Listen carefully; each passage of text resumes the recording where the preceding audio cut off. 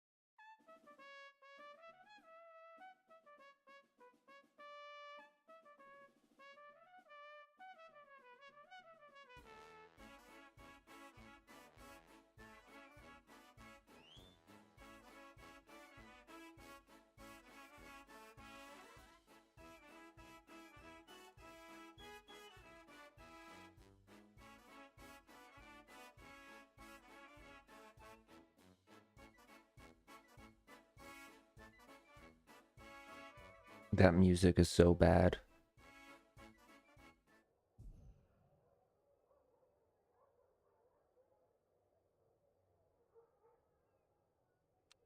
I actually hate it.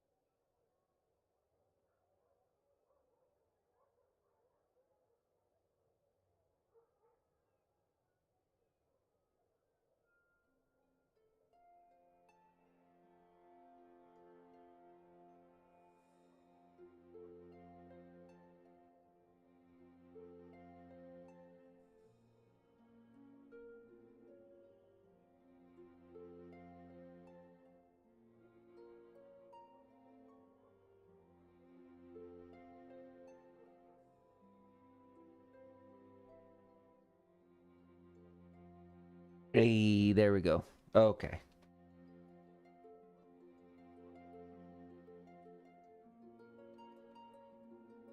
Think I have everything set up now.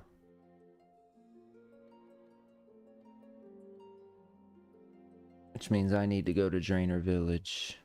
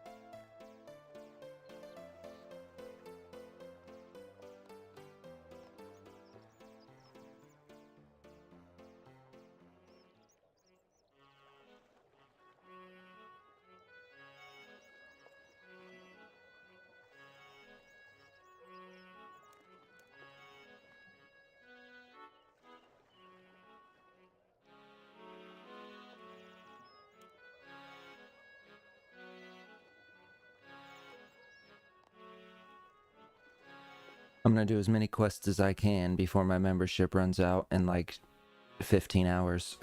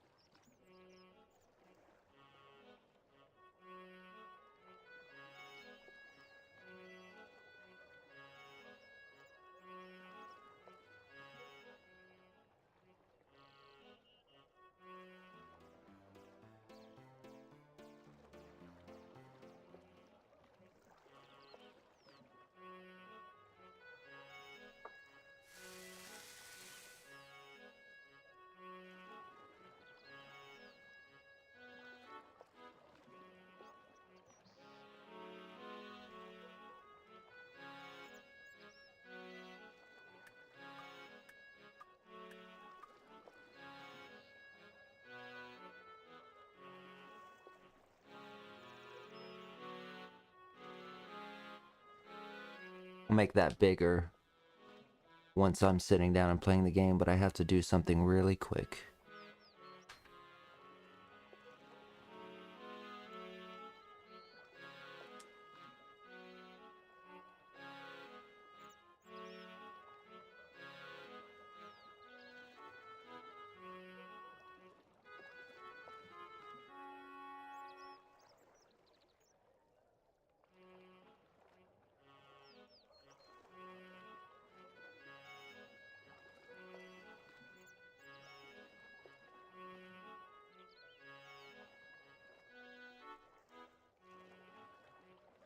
What up, Fuzz?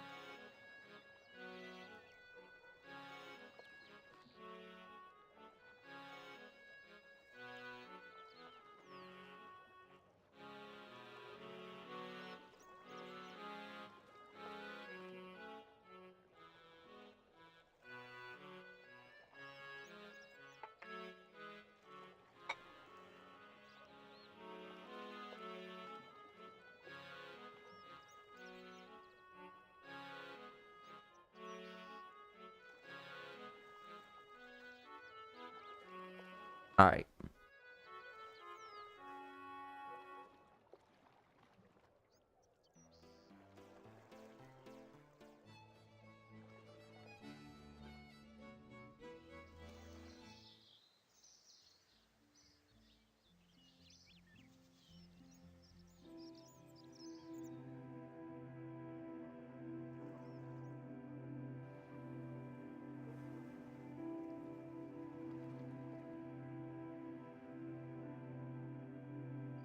Is the celebration still going on at the Grand Exchange? I need to know.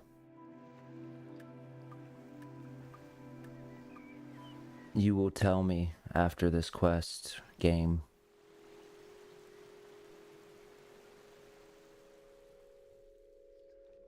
Oh.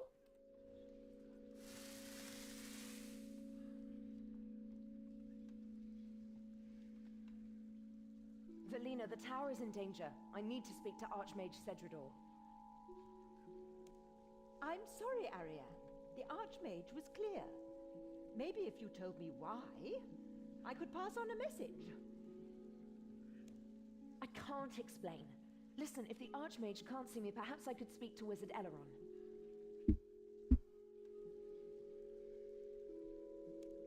I'm sorry, Ariane.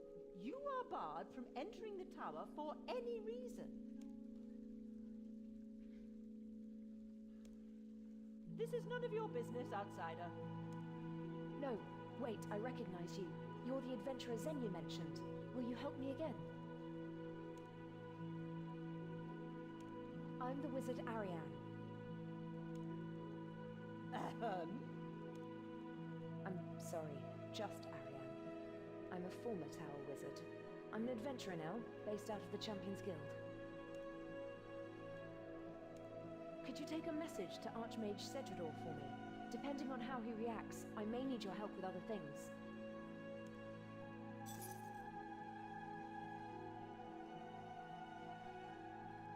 Thank you. Just go to Archmage Cedrador and... Wait, no. Too late. There's something happening. Oh boy. See, this is what I get. This you see this what right here? This is what happens when you white knight. This is what happens. This is why you can't be a white knight.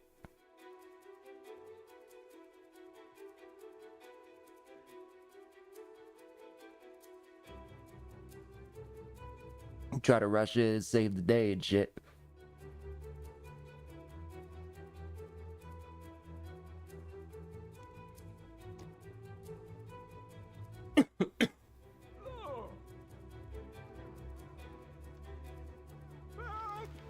Do something!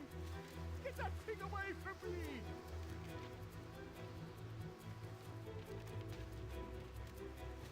Yo, this is a really cool cutscene. Oh, everybody's like, oh, old school RuneScape's good. RuneScape 3 is so bad. And I'm not saying you should be wowed by pretty graphics, but I mean, come on.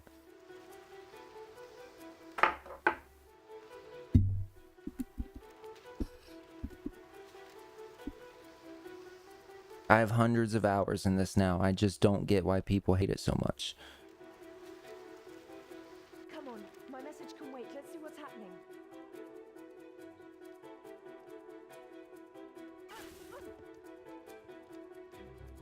Cast airstrike at the vortex. Tore it into the power beam. Grab for... I didn't mean to do that.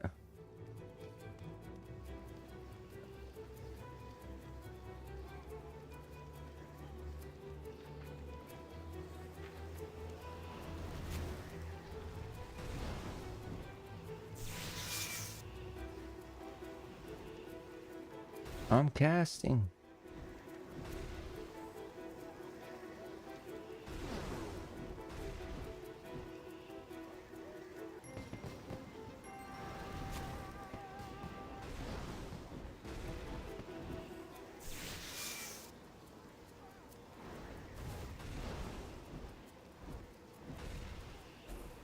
Okay, where's the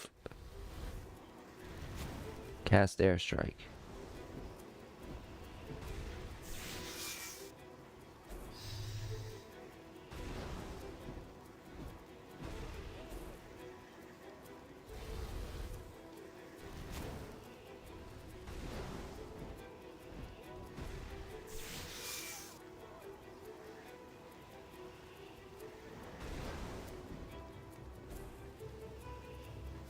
Thanks, adventurer.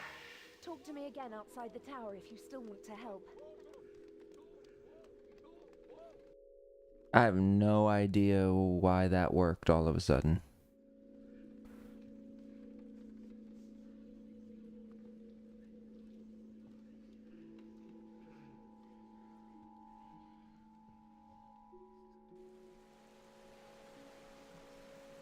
I can't believe Cedrador would set up a ward to keep me out.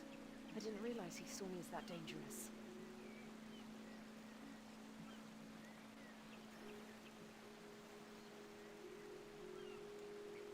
There are schools of magic besides the tower's standard spellbook. I used a forbidden source of information when I was trying to understand my premonitions.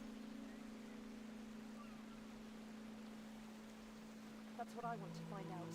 I know the tower is in danger, but I don't know the details.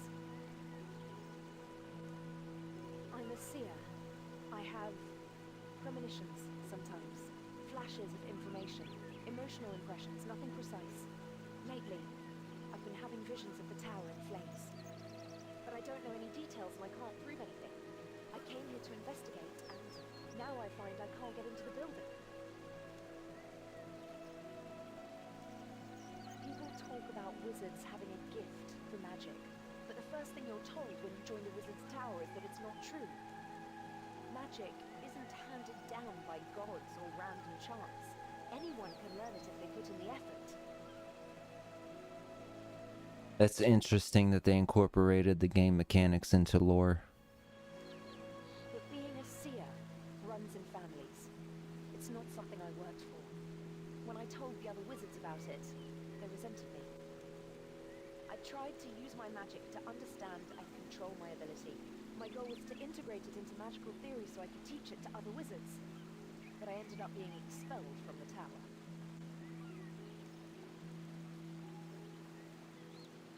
I need you to go into the tower for me.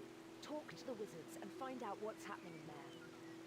Archmage Cedrador is the head of the tower, so you should talk to him. I think Wizard Eleron might help as well. He was my mentor while I was there. You should talk to the other wizards as well. Ask if they've seen anything unusual lately. One of them must have seen something that'll help us.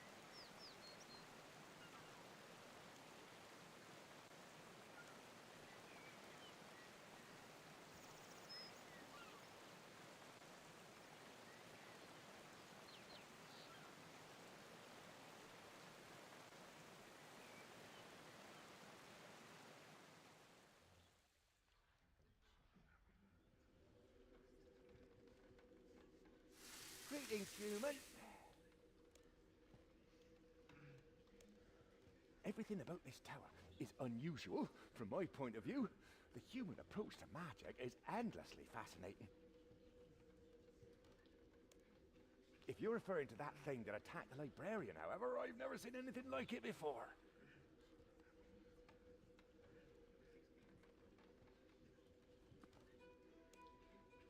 There's an old human called Triborn in this tower who's always talking about strange creatures. Maybe you should be asking him.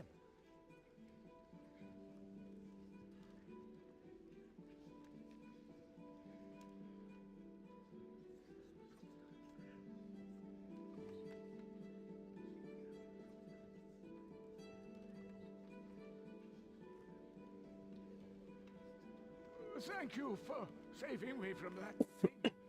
Please keep my mind spike as a reward. It was horrible. It felt like it radiated evil power.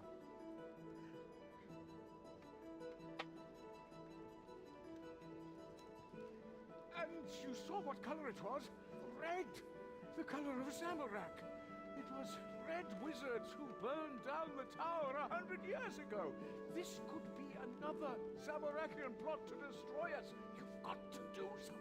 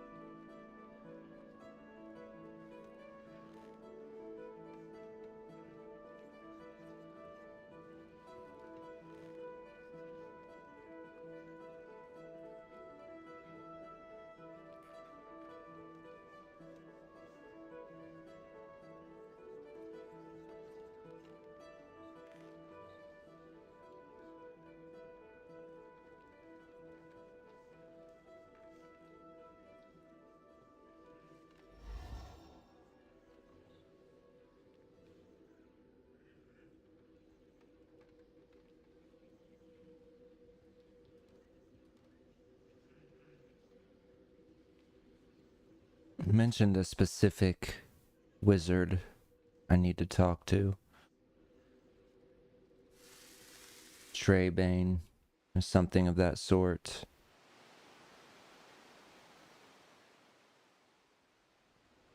I probably should go up another level.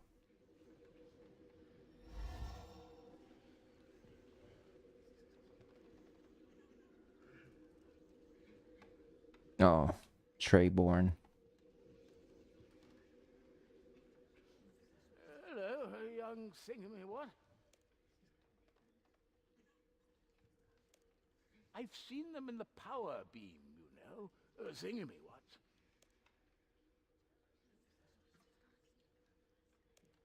I like to look at the power beam sometimes. There are so many things we see every day, but never look at, aren't there?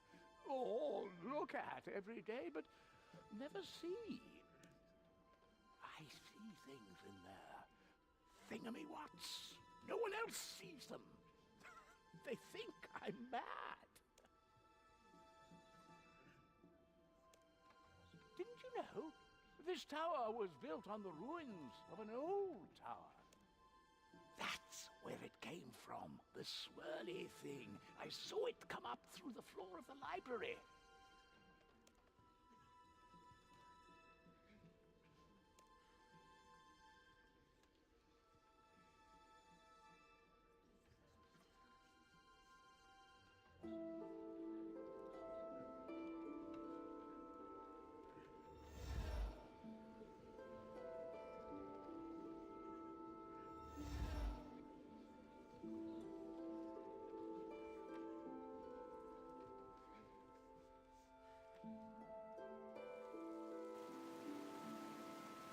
Have you learned anything from the wizards in the tower?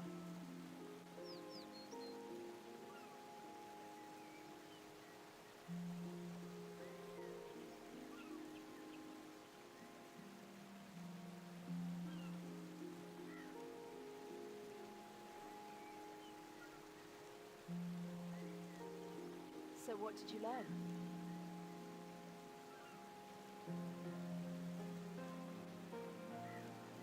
Through the library floor? But that means it was something from the old tower.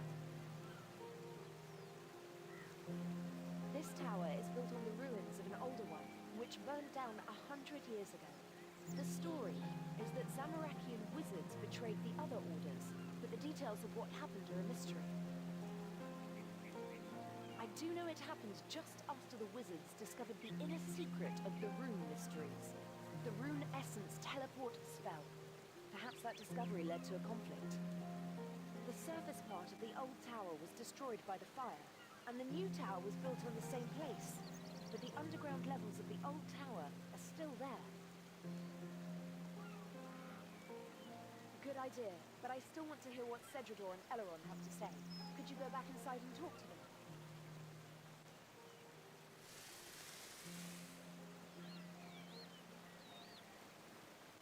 Oh my god, I forgot to pause my double XP when I logged out. And I have an hour left. Fuck. That's a son of a bitch. Ain't that a son of a bitch? I wasted all of that. Fuck. Thanks, co-op. Oh, I almost said Voldemort. He who shall not be named. No, no.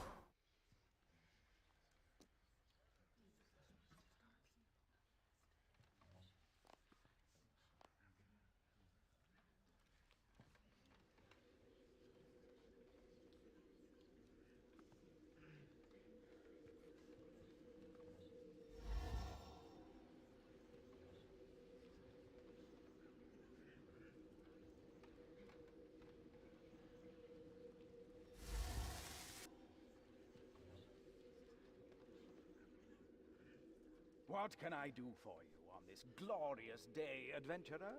You can tell me what the fuck is going on, old man. That's what you can do.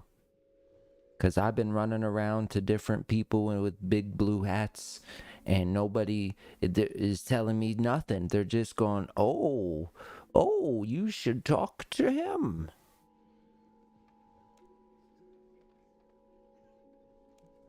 Are her premonitions still troubling her? I feared as much. Please let her know that I take her seriously, even if no one else does. I will do everything I can to convince Archmage Cedridor to take action.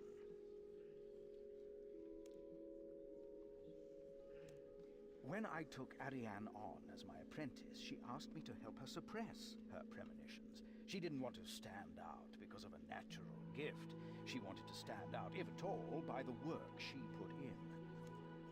I told her that that was admirable, but it would be wrong to turn down an advantage the gods had given her. I helped her to harness her gift, to refine it, and to Zamorak with what the other wizards thought. With hindsight, it shouldn't have surprised me when Cedridor expelled her just for using every source of knowledge at her disposal.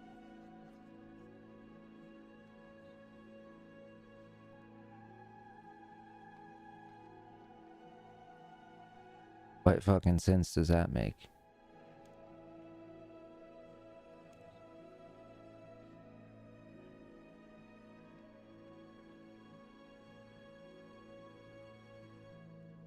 Okay, where's, what's his name? Sheridan?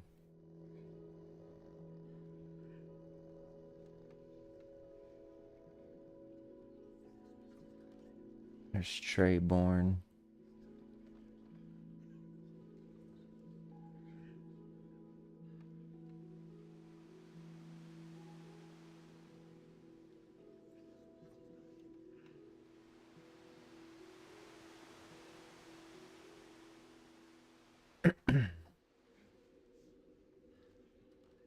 Fuck.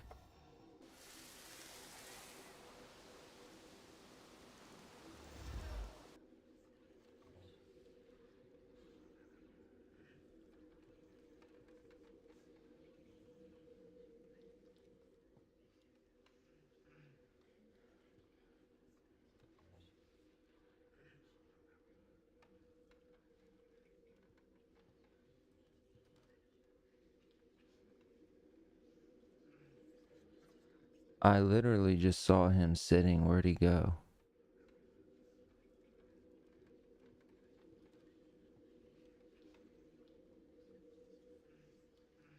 Welcome, adventurer, to the world-renowned Wizard's Tower. How can I help you?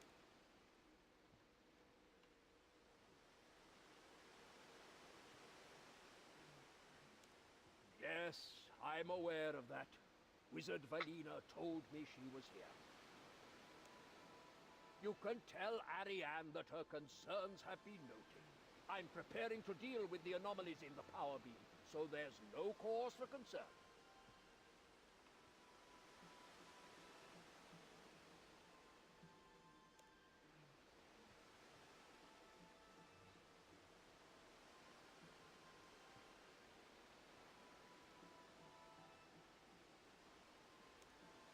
You know what she did, don't you? Wizard Ariane was our most promising student. She could have been Archmage someday. I overlooked her gallivanting off as an adventurer. Everyone's reckless in their youth. But I can't allow a demon worshipper in the tower. The tower has had strict rules against Zamarakian wizards for the last 100 years, and I have to apply that, even to her. I can see that there is some evidence that she has premonitions, but unless she can give me more specific information, there's really nothing I can do. I'm preparing an icenic purge. It'll send a surge of energy through the power beam, which should overpower whatever creatures have managed to enter it.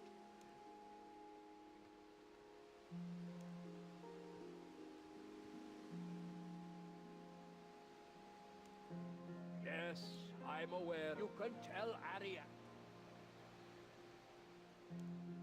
You know what she did? Wizard Ariane was our most promising student, but I can't allow a demon worship. I can see that there is some end.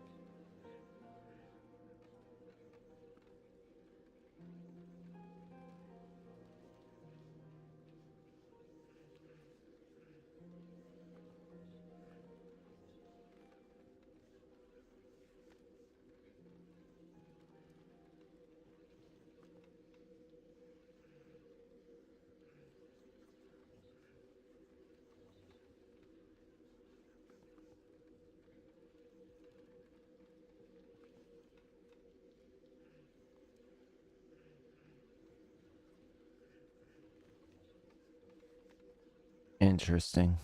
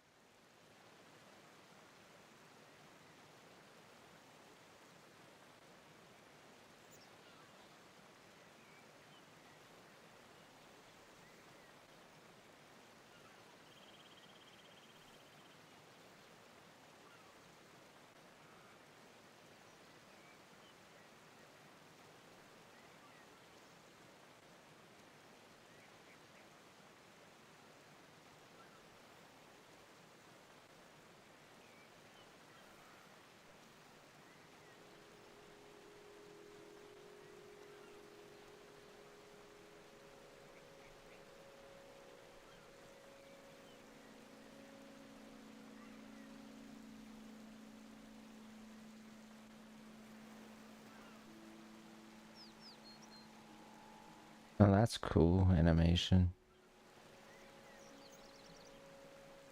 So RuneScape 3 is no longer based off Java, right? I mean,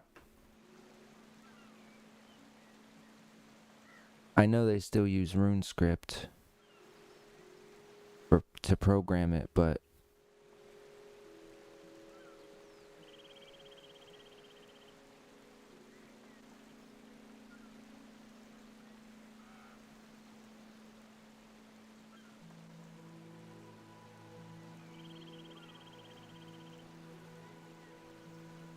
use GPU.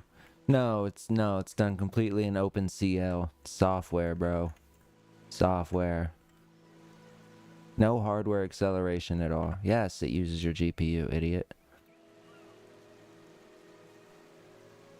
No, does RuneScape 3.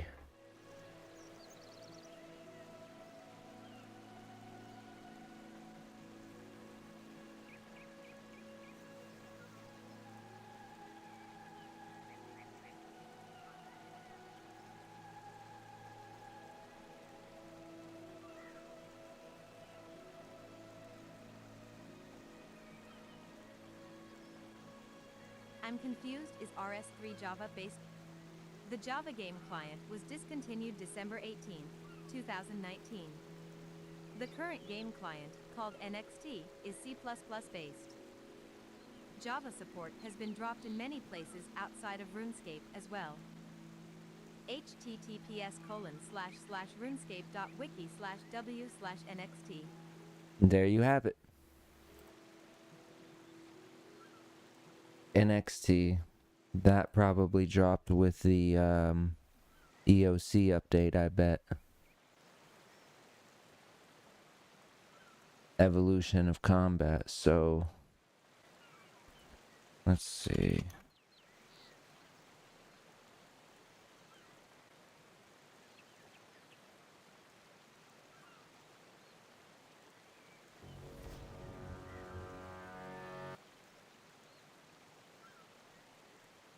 Watch NXT, new game client, now live for everyone.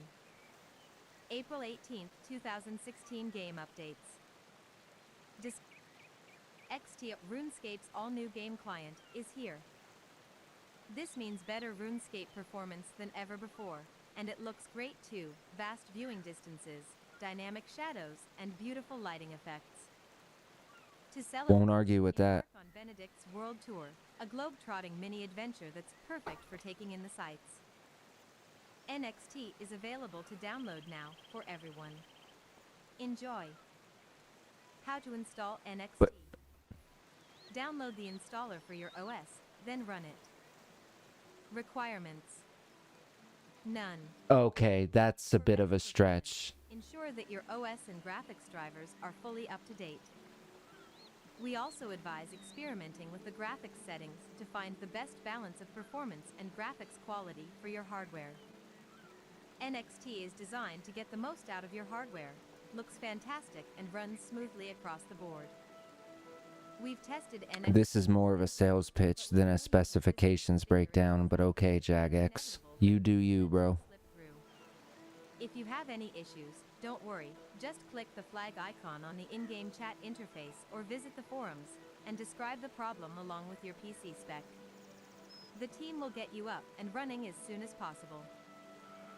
Finally, we couldn't have got here without the legion of testers who logged in during our recent beta weekends, showering us with valuable feedback and digging out pesky bugs. Huge thanks to you all. Benedict's World Tour. World-weary beast of burden Benedict and Cumbriac is missing some important items and needs you to visit various picturesque Gielinor locales to track them down, perfect for drinking in those glorious NXT visuals.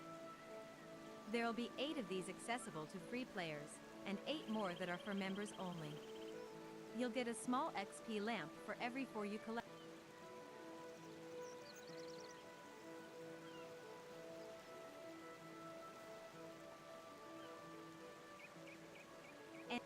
NXT. History, edit source.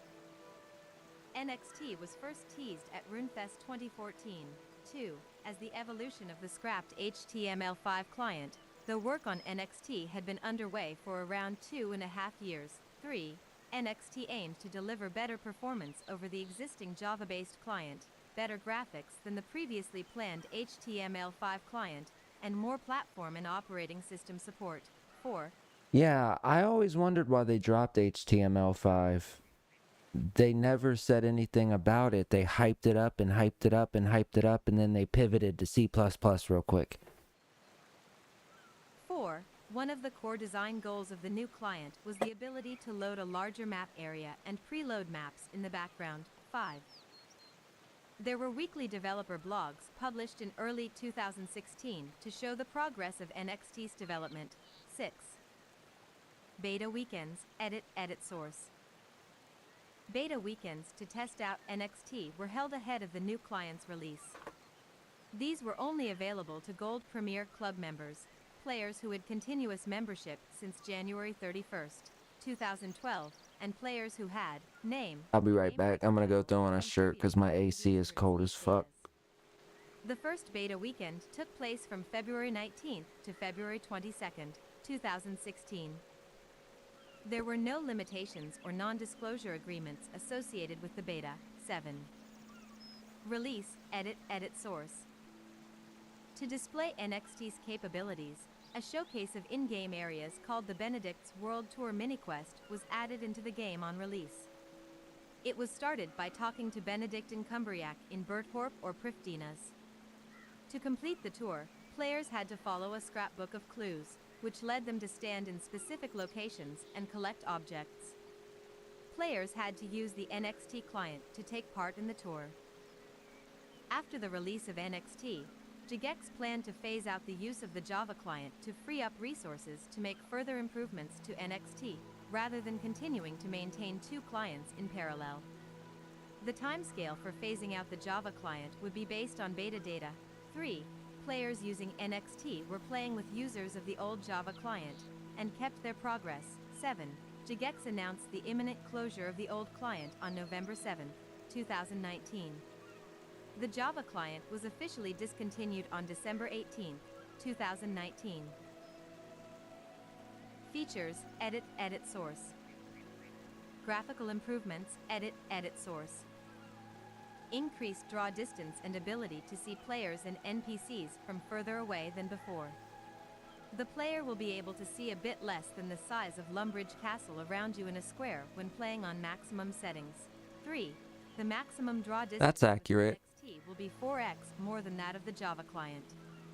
Loading for distant map squares will be based on rendering most 4 important times the objects first. detail.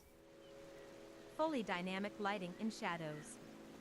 Shadows will be cast in real time, rather than being spot shadows, and will fall onto the player's character and other scenery rather than being cast onto This walls wiki and sounds like a Todd Howard playbook. Jesus Christ, through the water Jagex. with normal mapping of waves, real-time reflection of objects and shadows, including the character's shadow, in the water, and refraction, seeing objects through water when objects are underwater. 3. Fog augmented with physically correct atmospheric scattering. This will remove harsh cutoffs in fog, with a fade phase 16 times the detail. Volumetric lighting, anyone? FXAA anti-aliasing rather than the previously used FXAA anti-aliasing. 3. NXT will be going back to using Java Sky Domes, rather than the current cubic environment maps from HTML5, so that the art team do not have to maintain 2 sets of skyboxes. 3. Will support normal mapping. 3. Environment, edit source. Ability to zoom in and out on the minimap. The minimap will be rendered from above rather than being built out of metadata. 3. The world map will look the same, but will have faster loading times. 3. Audio aspects will still be distributed in the same way, but they will be streamed dynamically, eliminating some of the lag between audio being downloaded and it being played. 3. A full-screen client option will be supported for all operating systems. There will be a borderless full-screen window mode. 3.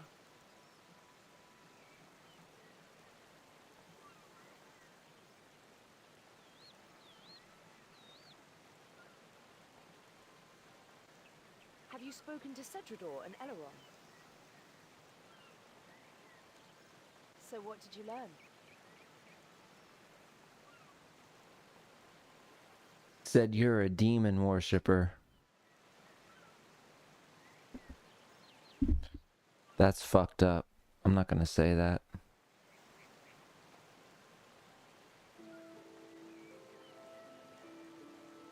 Through the library floor? Oh, I already told her that. This tower is built on the I do know it happened. The surface part of the old tower was destroyed by the fire. Good idea. It's not going to be... There's a rumor that the door can be opened using the water surge spell, but many wizards have tried casting that spell on the door and failed. It's more likely that there's a key hidden somewhere in the tower. Could you go back into the tower and find the key? I think Wizard Eleron will help us if we tell him what we're doing. You should start by talking to him. Have you made any progress with getting the key to the old... Ah. Fuck, I can't go back and choose one of the other options. Oh well.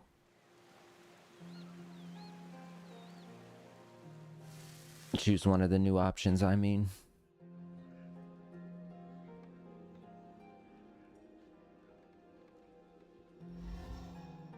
And they were on the 3rd floor. Eleron was on the 3rd floor, I think.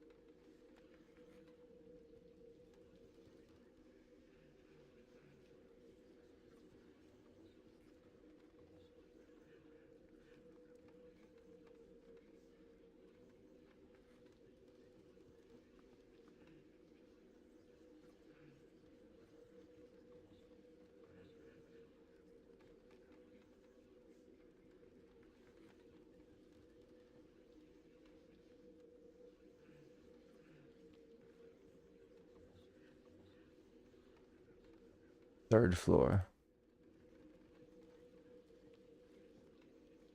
1.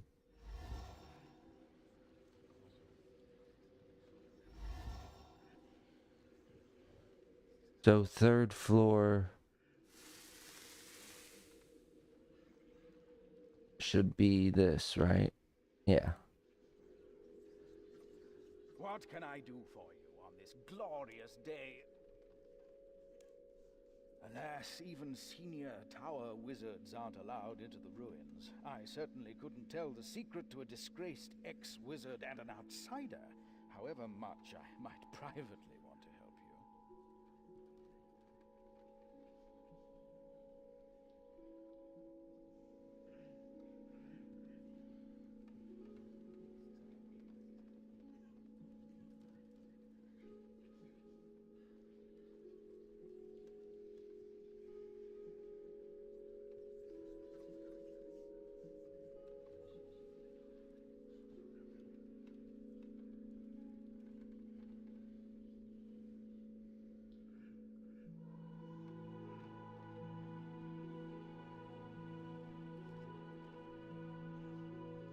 Fuck it, good enough.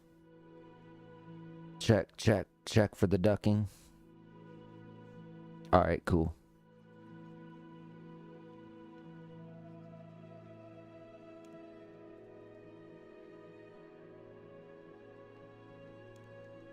Ariane is a brilliant mage, but she has never mastered the subtleties of human interaction. The oath I swore The music's turned down to... The music's turned down by a third, and... The voice acting is turned all the way up, so... One wonders what it is that generations of archmages have wanted to keep locked away down there. Forbidding a source of knowledge goes against the principles upon which the first tower was founded. No one except Archmage Cedridor is allowed to know the secret of entry to the ruins. Naturally, I've heard the rumors. Many young wizards have wasted runes casting water surge on the door to no effect. A few, however, have speculated that the key might lie not in casting that spell, but in understanding it. It was the Archmage Perian, first Archmage of the new tower, who sealed the lower levels. He had an idiosyncratic understanding of magic and its relationship to other arts. Perian had the pipe organ installed in the library, and he wrote a treatise on the relationship between magic and music.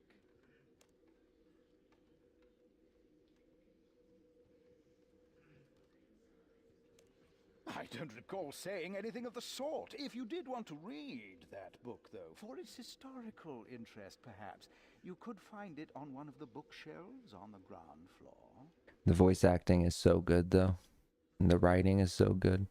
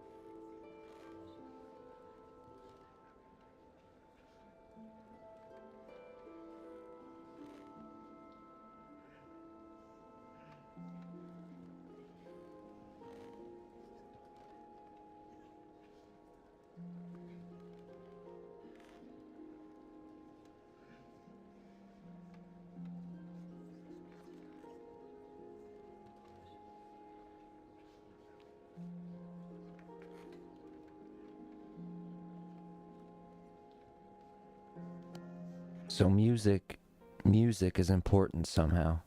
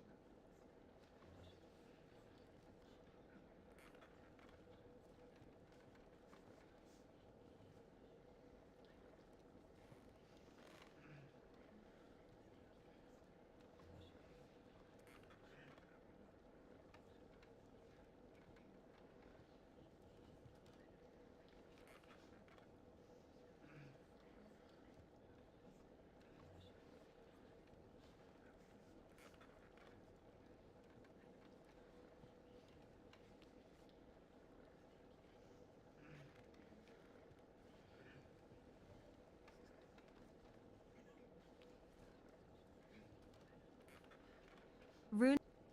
Official description. Edit.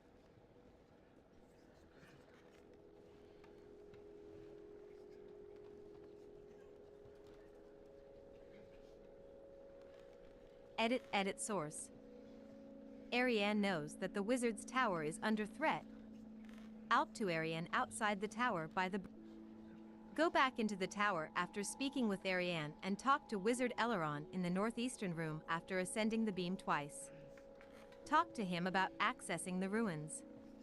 He states that not even senior wizards have permission to access the ruins, therefore making it impossible for him to tell an ex-wizard and an outsider how to do so.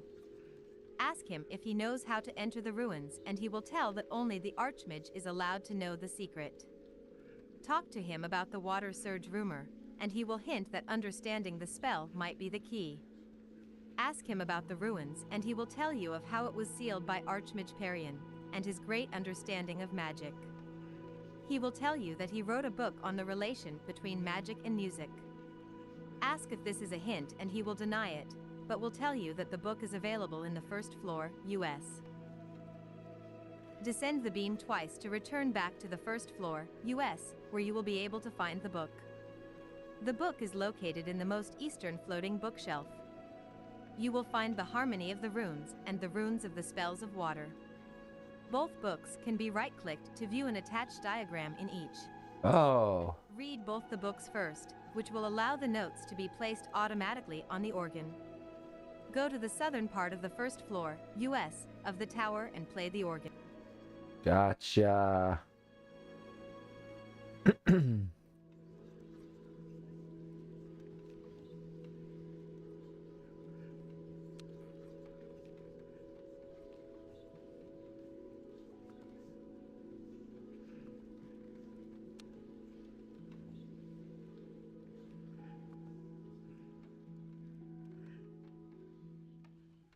That makes a lot of sense, actually.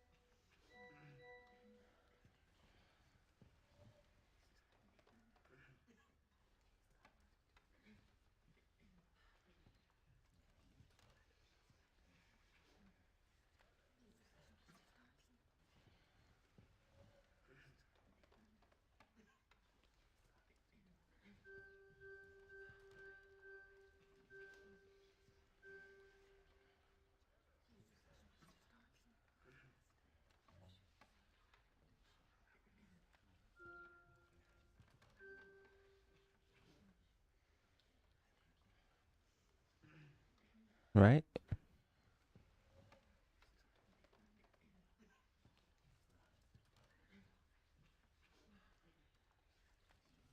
Is that not it?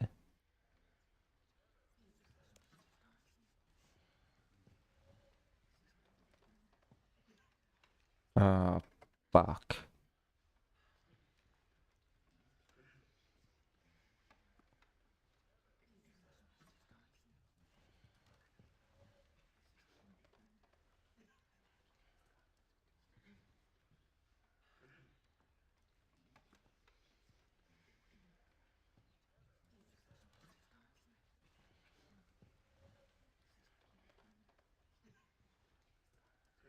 What the fuck is A?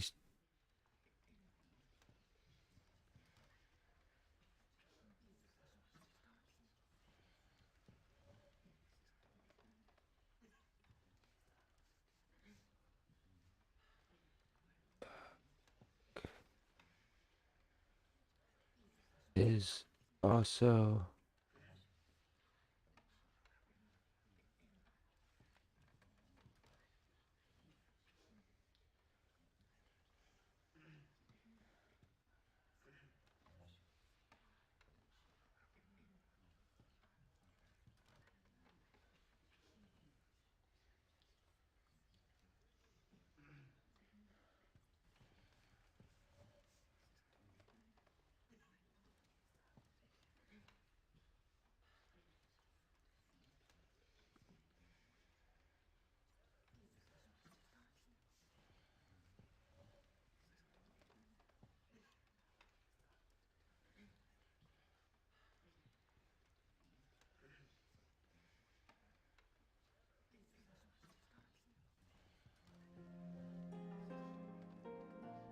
What can I do?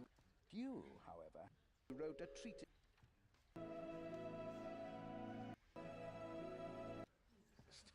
Not even Archmage Cedric in his...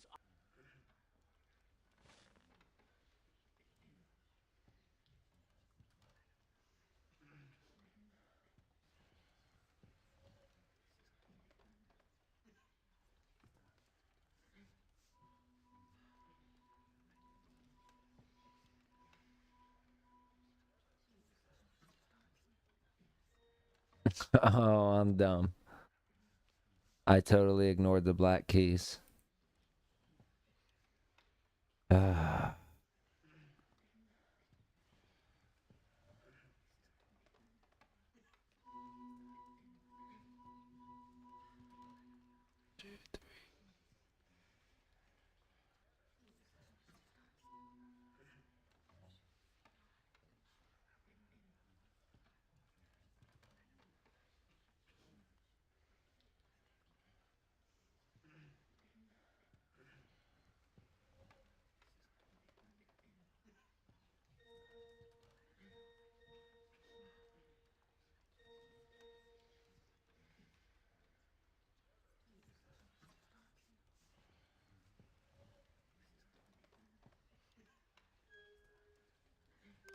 Ugh.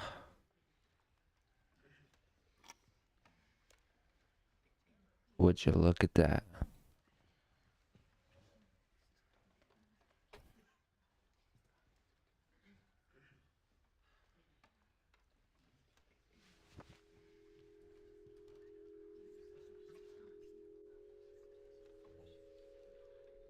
I should probably go back to her and tell her I have the key then.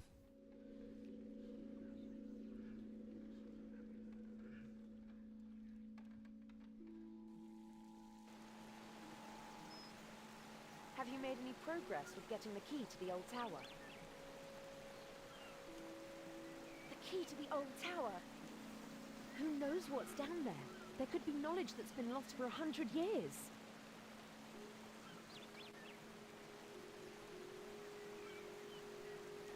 I just hope it's well preserved.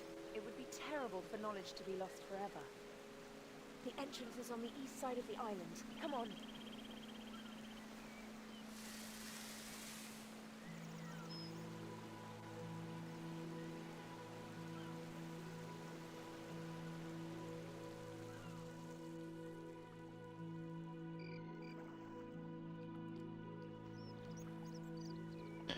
Alright, I'm gonna smoke a cigarette. I'm gonna throw on. I hope this is okay. Probably not if they're with a MLM, but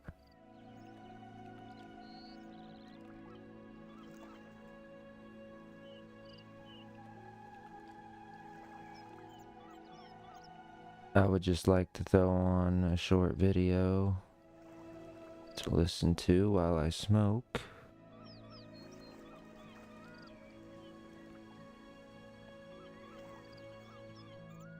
But they also purposely put in things that are like very low for potential, potato level for the Steam Deck. But you don't have to run the Steam Deck at that, But those are things that they wanted to put in for people that are running the Steam Deck if they want to have more choice than just low. I'm not totally sold on the Steam Deck, to be honest, still.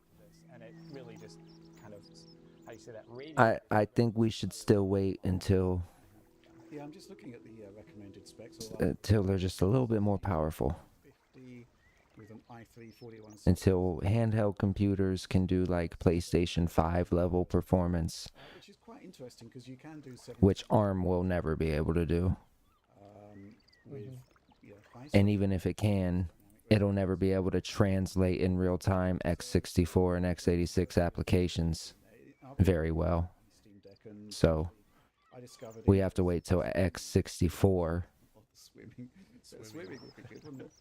In the swinging through the city, which is kind of like gets that powerful in a micro architecture. % of extra performance unlocked by moving from very high to very low. So that scalability APU which I think is great. that can be cooled by a handheld. Rather well on Steam Deck. There are So you're gonna need like that level of performance in a chip that's no more than 25 watt CPU cluster that's basically got TDP. power to work with. So you've really got to use a 30 FPS cap. People can't seem to accept that you can't run this at 40. You can't, not consistently. But that's the way it is. But yeah, I mean, there is scalability there. It does look great. I'm really happy with the way the ports come out. I was a bit alarmed that the number one GPU, according to the Steam hardware survey, wasn't providing a good experience, and you still can't get 60 FPS with that, even with a super high-end CPU. So there is work to do there.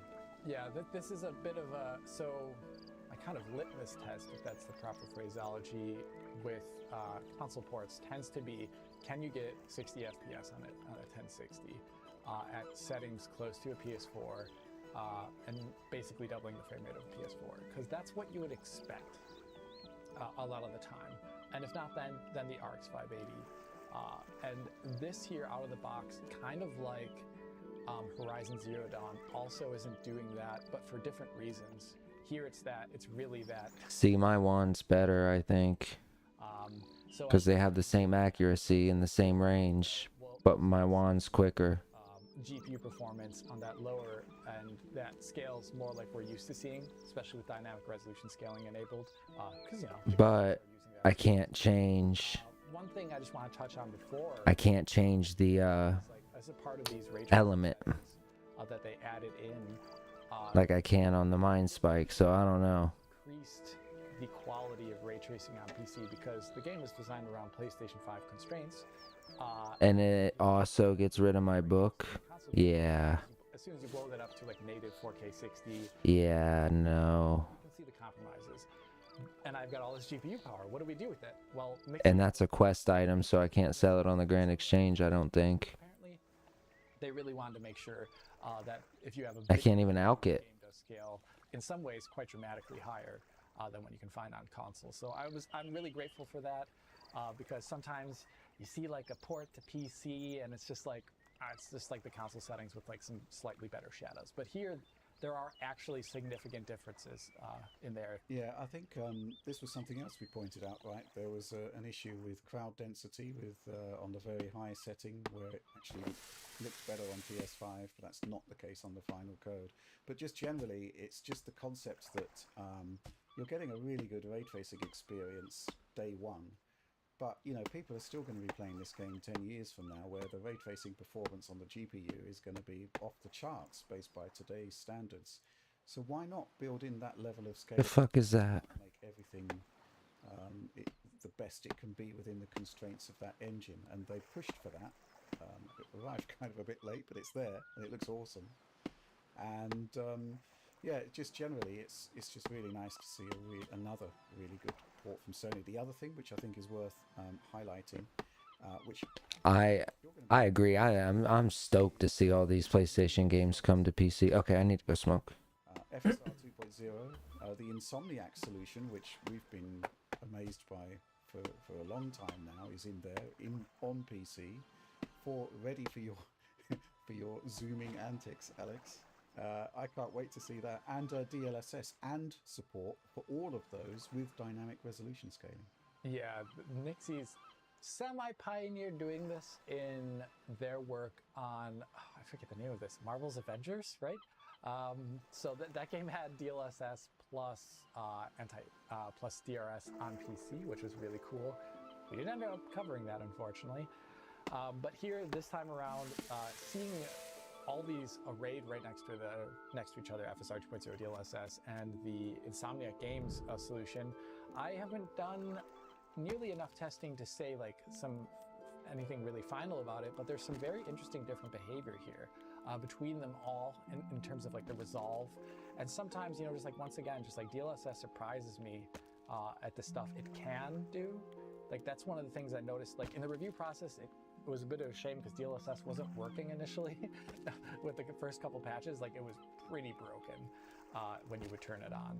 So, I mean, I'm going to be covering that. You're going to like the video. It's not going to maybe go as far as something as God of War because we've already done these type of comparisons before. It's more about getting like a general idea about it. But yeah, you know, because like, there's only so many times you can hammer a point home, to say the least. You say that though, but I do think the Insomniac versus FSR 2.0 comparison is going to be intriguing because the Insomniac solution was designed for PlayStation 4, PlayStation 4 Pro, right? I like that my boots continue to skill up agility while I'm skilling, even though I'm not walking. That's a pretty neat feature. As in bad, but as in computationally light solution that produced phenomenal results, whereas its direct counterpart in the PC space is right there, FSR 2.0, but this is considerably heavier, I would suspect, in terms of its computational requirement. So to actually see, you know, it may well be the case with dynamic resolution scaling that you're going to have a lower resolution with FSR 2.0 just to accommodate the milliseconds of computational time extra that FSR 2.0 requires. Really interesting. That is interesting. Like there's this overhead for DLSS and FSR 2.0, which can tip the balance a little bit in the way you're describing there. And as a part of this video, I'm going to do like the very raw, what I consider the ultimate comparison of like performance mode versus one another, which is like the hardest thing to do in upscaling, 4 times upscale.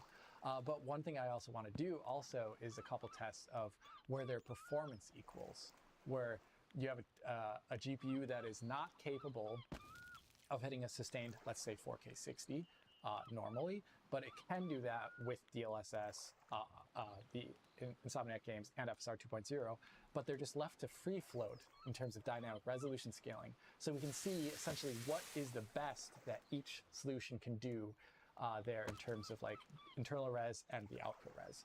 And I think that's going to produce very interesting results. Yeah, again, I think that's going to be really interesting to see the Insomniac solution because it wasn't designed to do 4x resolution scaling. It was kind of like from 1440p to 4K. So it may, there may well be interesting cost versus quality comparisons there. Oh yeah. Yes, so lots still to come on Spider-Man PC. It's a hot topic for sure. But let's move on to our next topic. Not so much a news topic, just a really interesting mod that turned up, which John pointed out to me earlier in the week. Boneworks is one of the most impressive virtual reality games out there. And there's a mod that essentially transforms it into a kind of Metal Gear Solid PS1 hybrid. Looks quite compelling, right, John? Yeah, so essentially they have created this mod to mimic the original look and design of Metal Gear Solid 1 on PlayStation.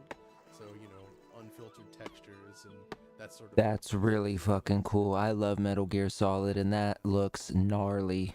like for the weapons. But yeah, it's essentially building upon the framework of Boneworks to recreate aspects of Metal Gear Solid completely in VR. And I haven't actually tried it yet, and that's something I want to load up when I finish my current very large project.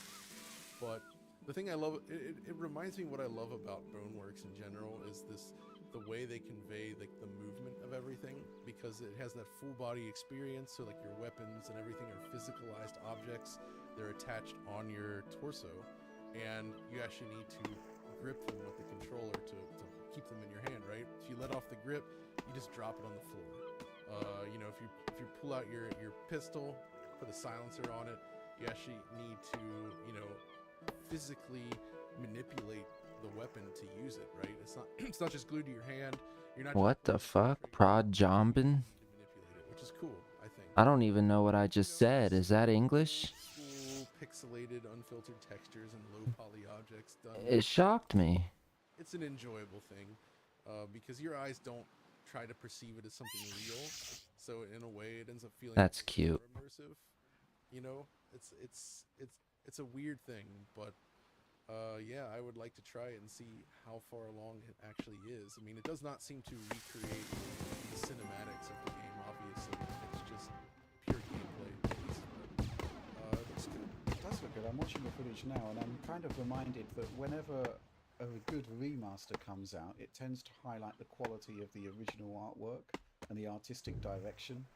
That, you know, and that holds up, you know, despite higher resolutions and whatnot. And I'm looking at this, and it looks good, you know, despite the fact that it is, you know, clearly drawing upon the PlayStation 1 aesthetic. Just goes to show that, you know, class is permanent. That's actually something really interesting, because this week for my other project that I've been working on, I've been playing around more with DuckStation on the PC, which people have raved about for a long time. And it's really interesting looking at some of the games through that emulator with the enhancements that it offers, such as, you know, it corrects the texture warping issue.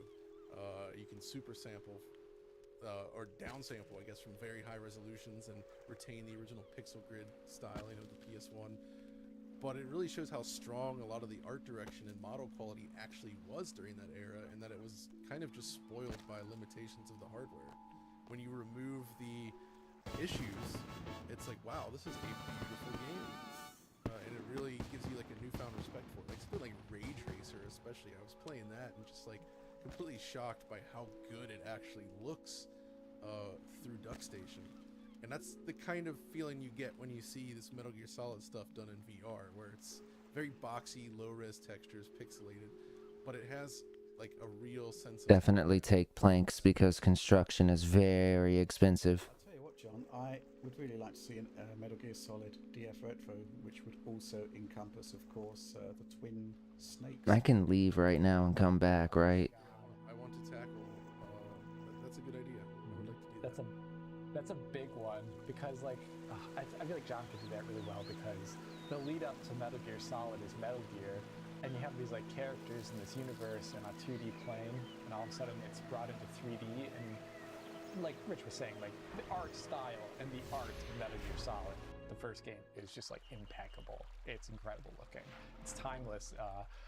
It just looks so good, in spite of all the limitations of the hardware. And that's one thing that actually interested me about this, is that it's not going to be using MGS1 mechanics, but I think the very general idea of taking the Metal Gear Solid like rules of engagement, applying them into a more VR immersive style kind of environment is just like perfect. Like Metal Gear Solid 5 tried to do that to a degree, given the limitations of the hardware and all the things for that time, and the limitations of third-person perspective, of course. But this is kind of what I'm imagining that is like, just in the VR stage, because we can like experiment with the environment, experiment with the guards, do really funny sneaking tactics. Because I imagine that we'll have all that. That's kind of what separates Metal Gear from a lot of other games, in that it's very systems-driven, you know, and you have all these tools handed to you, and then the AI is specifically designed to be fun to play with. right? Like, it's not meant to be the most challenging AI. It's the kind of AI where just toying with them and testing your limits is fun in and of itself. And I think that is kind of something I want to see more of. Yeah, it's perfect for the VR space because you have that additional awareness around you. Yeah. Yeah, I mean, there's still the spectre, of course, of PSVR 2 just around the corner. But I'm really hoping that we see a kind of reboot of VR and VR development. And but I do think there's a place for taking older games and reworking them in VR. I mean, this just looks really, really compelling. The thing about VR right now that's kind of a shame is since Half-Life Alyx, Meta has had a lot of success with the Quest, which has turned out to be a bad thing because being less capable for one thing, and it's tough to make money in large VR games. The platform's been flooded with basic VR shovel, right? And just the quality of the experience out there has been reduced. It feels like it's just not being taken seriously anymore, and it's almost turned into, don't get mad at me for saying this, but it feels more like the mobile game space. You know, not that there's not good stuff in the mobile space, there is. But yeah, VR is not great right now, and I feel like VR is the one that we have sort of pushing higher end experiences again, because, you know, PS5 being more capable hardware, it would suggest that PC versions of this game and PC-like experiences would also be the target PCs again instead of the Quest. So even though the freedom of the Quest is great, it hasn't been great for development. Right, I think that the development is just skewed in a very different direction. There have been some really great Quest games, but you're right. If you look at Half-Life Alyx as a kind of watermark, or a benchmark, so to speak, you know, that sort of set the agenda for the new phase of VR games, that phase of you've got Alyx and that's it. And yeah, fingers crossed that PSVR 2 will kind of rekindle that. And of course, yes, I'll say it again, once again, Alyx on PSVR 2. I mean, I've played it, but I think there's a lot of people that haven't played it. Absolutely.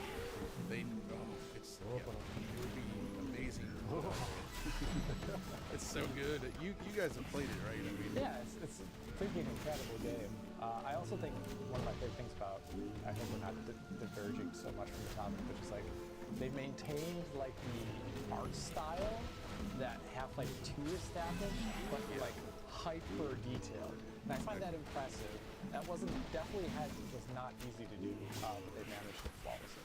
their lighting solution, very vague, very static, but it's supposed to be. I thought that it would automatically pause when you logged off this double XP timer. I didn't know they'd be cheeky and fucking fuck you and still run it after you logged off. Thanks, Jagex. We're on the cusp of a new wave of I wasted it, man. 48 hours. Fuck. power consumption, or TDPs, muted 450 watts upwards. And it looks like there are going to be some increases in power consumption for lower end cards as well. New rumour, but it is from a good source. It's Copite 7 Kimmy, who is usually pretty bang on with the stuff that he reports, saying that the RTX 4080 drops down to 320 watts, 4070 to 185 watts. 320 watts is high, but it's the same as the 3080. Off the top of my head, I guess I could Google it, but I do not know what the 3070 is. But yeah, fundamentally, the key issue here is that, well, cost of electricity, I'm looking at maybe a 3 times increase when I renew my fixed rate, possibly higher than that even. Oh my gosh. Oh my god. Yeah. And so the concept of your GPU drawing so much more power, you know, over your cost of play over a year is going to be significantly higher. I just did that Google, by the way. The 3070 was 290 watts, so the 4070 is slightly lower, according to this. Not bad. Yeah. So yeah, this is a move in the right direction. I guess my question for you, Alex, is can we do more? Because the thing here is that, you know, essentially you're looking at your GPU. The TDP is typically your GPU running flat out at all times. I think there's, I mean, Radeon has Radeon Chill, which essentially lowers power consumption. I think it's essentially bringing you to the sweet spot in terms What of the chip's capable of. and versus power consumption. But there are things that gamers can do, right? Number one, set a frame rate limit. Any other stuff? Always. Well, yes. Lower setting. Set a frame rate limit, use DLSS and or TAAU and or FSR 2.0 to reduce the cost of rendering more pixels. Also, take a look into, so like Radeon Chill's good, but I don't know how it compares to undervolting, for example, which is something that is very common on especially Ampere cards these days, where That's a good point Alex just brought up, actually.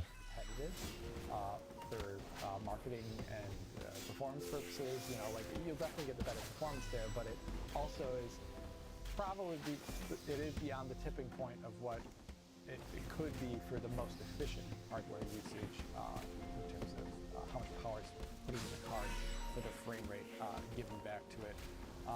The thing about FPS caps, though, I think is really important because I read more than enough forum posts and enough Steam posts to realize that I think a lot of people just play completely uncapped on like FreeSync, G-Sync screens, which I personally think would probably look rather terrible because like you look at the sky, it's like 140 FPS, and you look back at the you know, like the horizon line, and you're at 70.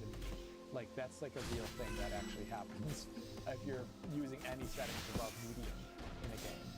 So I don't think that looks good anyways, and honestly I think if you are playing on a high refresh rate monitor and you want the VRR experience for a single player game, I'm not talking about competitive multiplayer CSGO, 300 FPS, we play on potato settings. I don't cover that kind of stuff.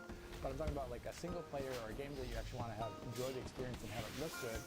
I kind of want to say the max FPS you should set should be around 100 almost. Like the dividends above 100, I can see them for sure.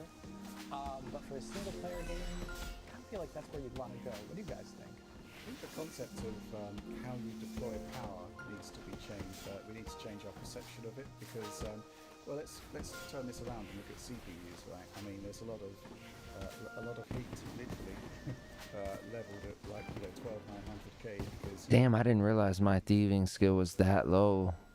like 250 watts or whatever. Yeah, Rich, this job has cost raised our energy Absolutely, bills. yeah. But the point is that when you're gaming, your defining limit on performance is usually the GPU, so that your CPU is going underutilized for the most part. But you buy your higher end CPU not for its flat out performance, but you want the performance when it's required, right? When that scene is really complicated, you're going to get massive stutters on your older 6700K or something, and you'll get a vastly smoother and improved experience from your 5950 or 12900K, right? So you're basically paying for much better performance when the action is explained. Oh, why the fuck why was he not? So you've kind of got to apply that mentality, I think, to GPUs as well, where you set a level where you'd like your sweet spot, your most consistent performance. And I agree with you, Alex. It's kind of Goddamn, 3.5 minutes left. 120 on a non-VRR screen is pretty awesome. I'm just trying to grab any gains I can on anything. 220 and it's I don't even care. So I think it's just a case of how that power is deployed, which will result in lower levels. Maybe we should just do a video on this to actually illustrate the point, and also to put into perspective that your 240 watt flat out CPU isn't going to be running at 240 watts when you're playing Marvel Spider-Man or whatever. So yeah, it's a case of putting it into perspective, I think. But yeah, really interesting stuff, and it is good that potentially the 4070 and 4080 will be a bit more strained. If you really want efficiency, if you want to play at 75 frames per second for dozens of hours on a single AA battery, the Wonder Swan. what it That's does. the solution. 75 frames per second, over 20 hours, one AA battery. Right here. That's what One else do you need? double A. What the fuck is that? How Little walking carpet. 75 hertz display. it does. Which is bizarre. I had a conversation with John about this. I've never even heard of that ever. It's amazing. Yeah, it's super smooth. Wow, very, very nice. But that's the end of our news topics for this week. Going to be talking, well, it's usually our content discussion section, but we're just going to be talking about a couple of other random things that we need to discuss. Digitalboundary.net, it is the site for our Patreon supporters, right? It's where you can go to access all of those high-quality video downloads. But it hasn't historically been very well integrated with Patreon. So, if you go to Patreon, you get a big bunch of bonus materials and tons of other great stuff, early access, all of this stuff, which we could never show on digitalboundary.net. So digitalboundary.net is getting an upgrade. It should be live hopefully next week. And what it's going to do is essentially plumb in directly with Patreon, and if you're a premium supporter, you'll be able to see all of that premium supporter exclusive content. You'll have the early access flag right in front of you without having to go to Patreon to see the post. And also, I think what's quite exciting about this is that we've been doing It's over. supporter program for like 18 months now. So there's actually a big bank of exclusive content that's built up Jesus. over that period that we've never released publicly.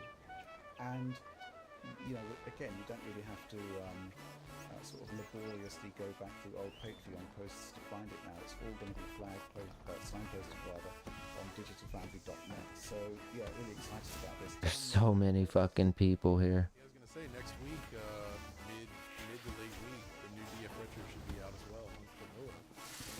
So 46 minutes done right now. You can check it out via that new webpage. So it's going to be really good stuff, and just will give you extra value from supporting us, simply because if you're a new supporter, you'll be able to easily tap into all of the stuff that we've done in the past, and all the new stuff we are doing is just going to be more readily accessible. So it's good stuff. The next point I just want to talk about is a friend of Digital Boundary, Amy Elgar, is going to be streaming Half-Life 1 and 2 for 24 hours. I don't want a fucking sandwich. I wouldn't want to do that. Incredible. But it is in favour of the great cause, Breast Cancer UK. There will be a URL bottom there, so please do donate. I have done so. And yes, that's good stuff, so look out for that. I'm just curious, like, is it Half-Life 1 and all the expansions, and then Half-Life 2 and all the expansions? Oh my god, that would be... And split I don't screen on know. PlayStation 2. And yeah, and uplink and all that, yeah. Uplink, the demo, Oh, yeah. You got so Blue much Shift stuff. in there. You got. I may all have that to stuff. tune in for a bit. Okay, I really didn't expect anyone to buy them, but alright. I love the first Half-Life. I hope you haven't just made Amy's task a 48-hour stream. Okay, you need to cover every Half-Life. Well, Can I exchange these? version, Nope. it's gonna get. Yeah.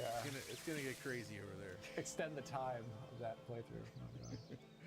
Okay, let's move on to the final part of our show. It's our Digital Foundry supporter Q&A. This is where essentially every week we put out a call to questions to supporters via Patreon to, essentially produce posers for us, and we shall choose the best of them and talk about them on the show. And the first one comes from Adam, and he has the impudence to actually have two questions. So let's get straight into it. Hi crew, hope you're going well.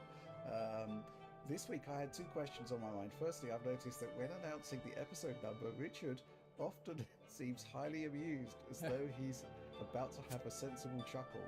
Is he shocked that the show has run this long? Okay, well, let's just tackle that question. It is quite amusing to me because, when we started Digital Foundry, we had no intention of doing a show like this. We had no intention of producing any kind of personality-led hashtag content. It was kind of like a black box where you'd have inputs and outputs. The input would be the game and the output would be the analysis. So the concept of actually arriving in front of a camera and talking, off the cuff for an hour and a half at times, sometimes even longer, is just kind of mind-boggling, and I'm just surprised that this has proved as popular as it has been. I don't know what you make of that, Alex. Yeah, I mean, every single time I see the number, I just think, like, oh my gosh. People have listened to me how many times just blather?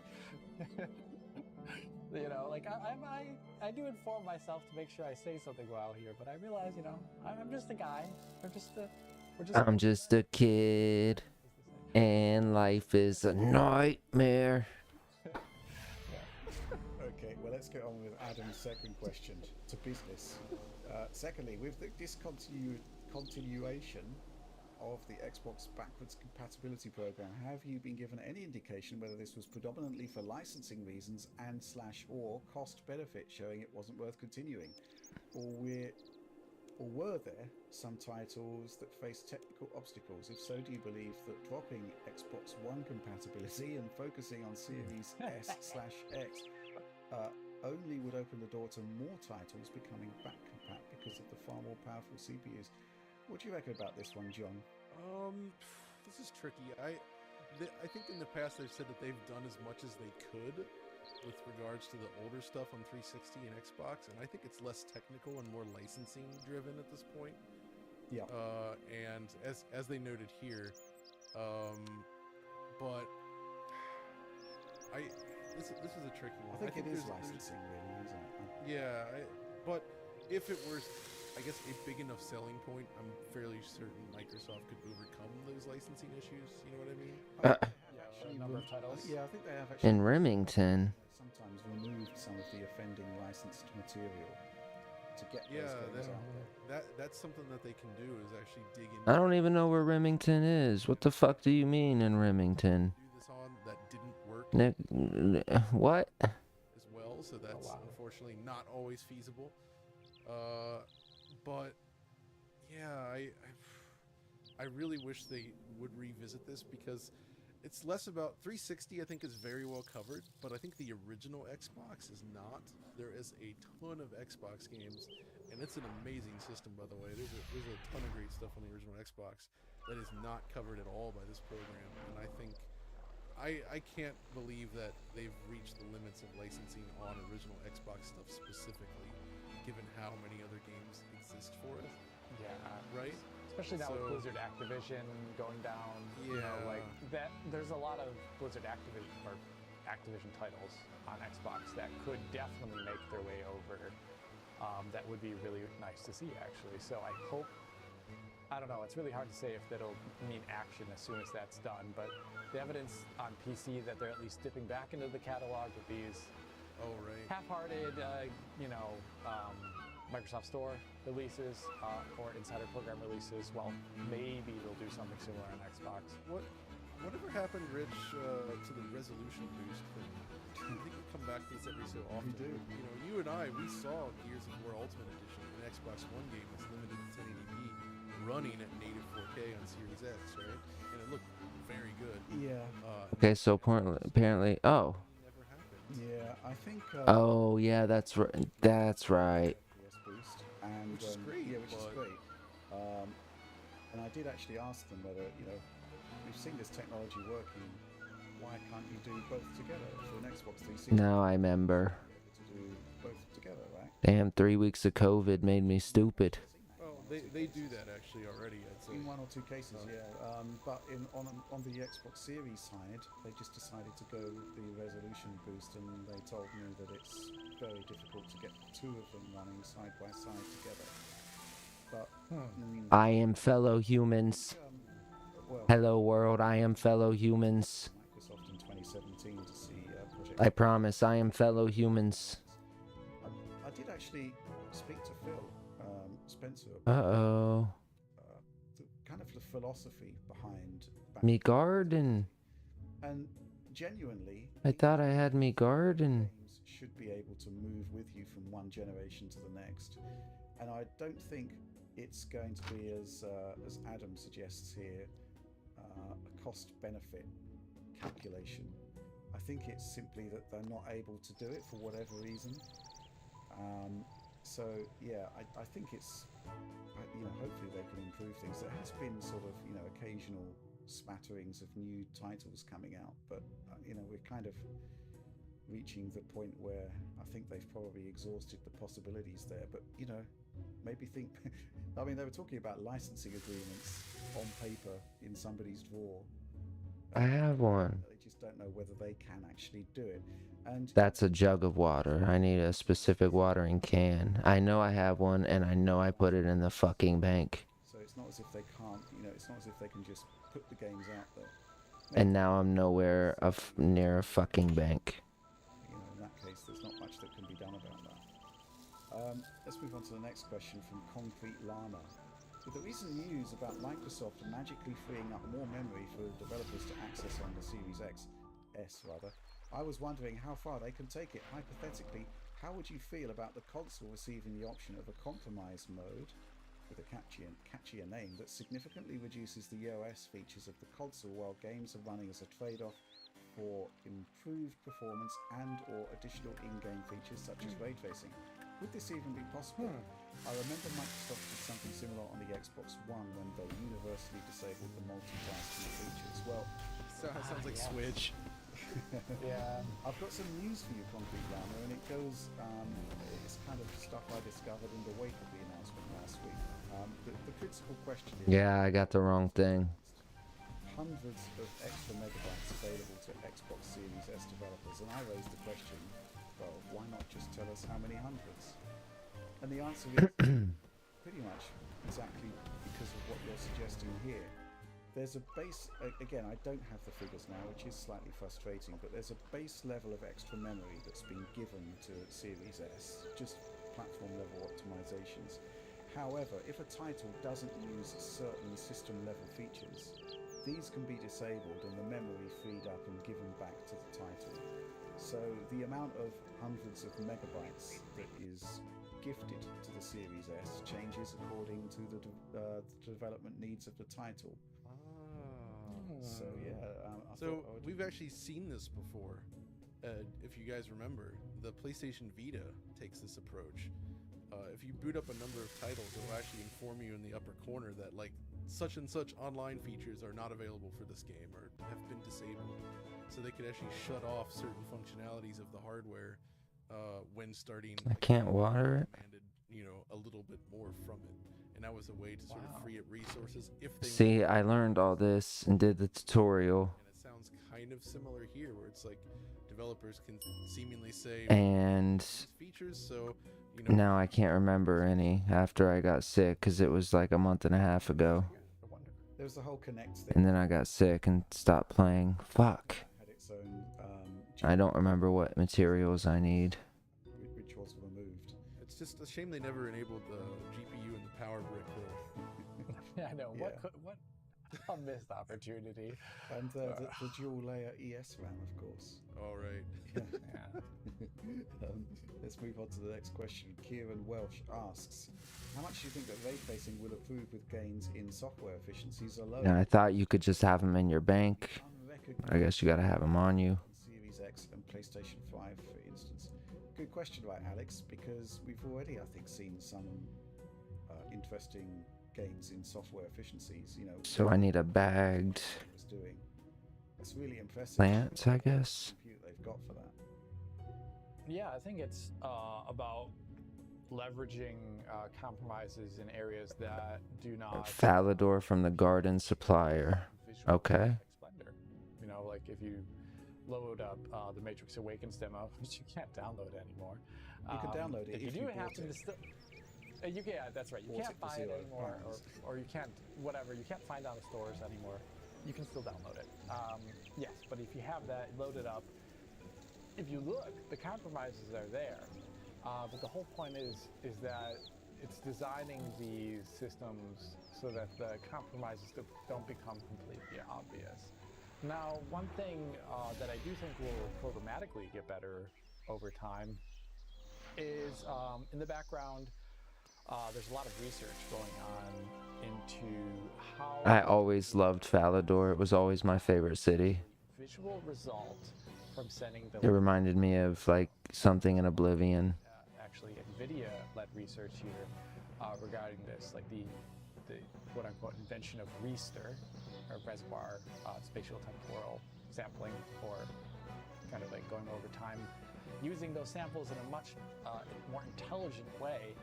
I think we're going to see a bit of that on all platforms, and I think that's going to have incredible trickle down to the consoles themselves, where, you know, like Metro's initial implementation is incredible. I can find a mace shop, but not the garden supplier. That's the thing. 2 to 3 years later, maybe it could even be more incredible and or more performant, or allow for new visual trickery in there as well too. So that's where I think it's going to happen. I don't think there is nearly enough. Oh, I don't think I've listened to him yet. Actually trace the race. There's only so much you can do there to like make that cheaper. I think there's like a hard limit there that's really apparent. But I think that just the way we use these rays is really important. So I think that's going to change a lot. I mean, you know, Metro is an interesting point, right? Because it launched with RT, and then they launched the enhanced edition, which had the infinite bounce accumulation. Yep. And it's game changing. So yeah, and we are just at the beginning Technique of this. difference, yeah. Yeah, so it's like in the initial implementation there, it's like, okay, so you have the ability to run it at half-res checkerboarded and or full res, and it does only one native bounce instead of storing other bounces in a world probe grid that then are traced back to. So like, they changed, what they did is like they used less rays overall probably, but used them in a way that was more not efficient, but used them in a way that would make it more obvious. I guess the general store, maybe? You know, that's what I think what it's about. It's like using the budget in a better way, not actually making the budget bigger. I think that's really hard to do. The other thing, like the micro optimization thing. Yeah. Okay, next question from Sloth. What are some of your favorite workarounds in retro games to create graphical effects such as reflections, shadows, etc., that we now take for granted? John. Ooh, yeah, there's so many that I love. For instance, I love the introduction of light maps in Quake, which was like, how can we do this complicated lighting in a 3D scene? And well, they found a nice workaround by essentially baking in the textures. And this kind of stuff is pretty, you know, it's a well-known thing now, but at the time it was kind of revolutionary. Or the way reflections were often done, where they essentially draw alternative geometry below the surface. Like Metal Gear Solid 2, for instance, does a great job with this, where they essentially redraw the scene beneath, but it's simplified, and they use textures that have like sort of like alpha blended edges to like simulate like the look of a puddle or like a tile floor. So you're seeing through to another part of the level, but it's designed. See, I have all this shit in my tool belt. I don't. Artists then actually like create the textures and models under there. It's like they're thinking about it of like, well, this is what a reflection would distort this surface to make it look one way. So we're actually going to draw the texture to look that way, as if it was distorted underneath the floor. It's just really cool artistry. And you know, of course, there was stuff. Maybe the town crier can tell me. Common during that era, where essentially you apply, you know, you're essentially using a secondary camera to capture the scene, and then sending that to a texture, and then you apply that texture to a surface, and you can use that to do some pretty slick mirror effects and such like that. If you go back even more old school, I love just the introduction of like per scanline scrolling. So like on the Mega Drive, it only has like 2 layers for like parallax effects essentially that are independent, but they could make parallax look a lot more in depth by using per scanline updates essentially to scroll it at different rates. And then you could also combine that with like extra sprites on top of that to have overlapping parallax, and then you get stuff like Ranger X, where they actually create the illusion of 3D by using a combination of just flat colors and line scrolling. Crawl down plant roots? Is that a dungeon?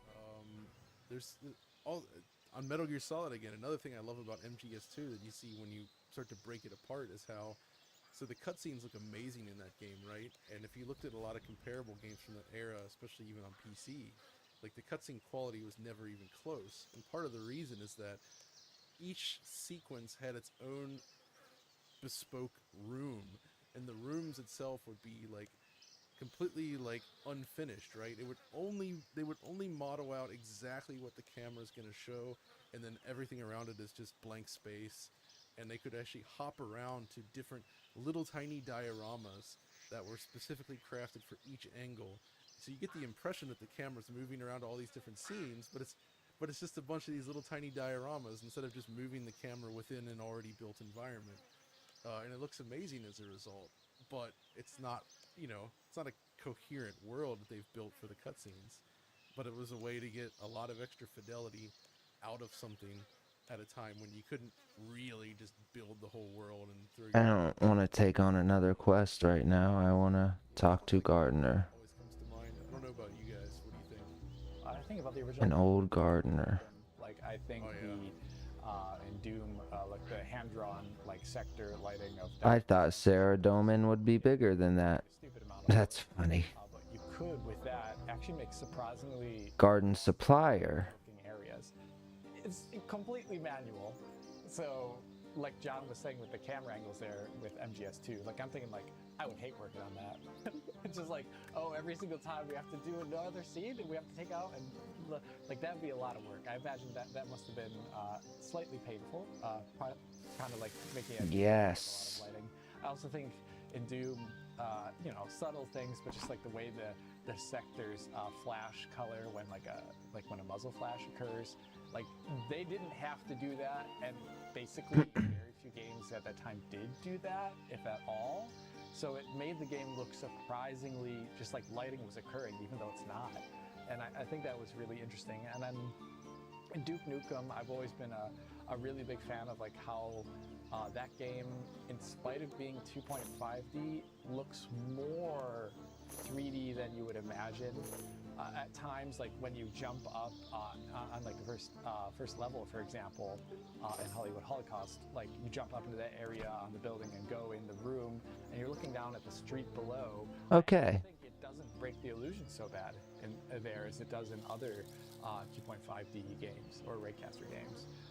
And also there, I really like the first time you see a building fall down, or like it like compresses the building. Am I gonna need a shovel too? There of like a building actually coming down. Oh, yeah, like when the earthquakes occur. Dude, So that's the stuff I think about. What about Doom 64?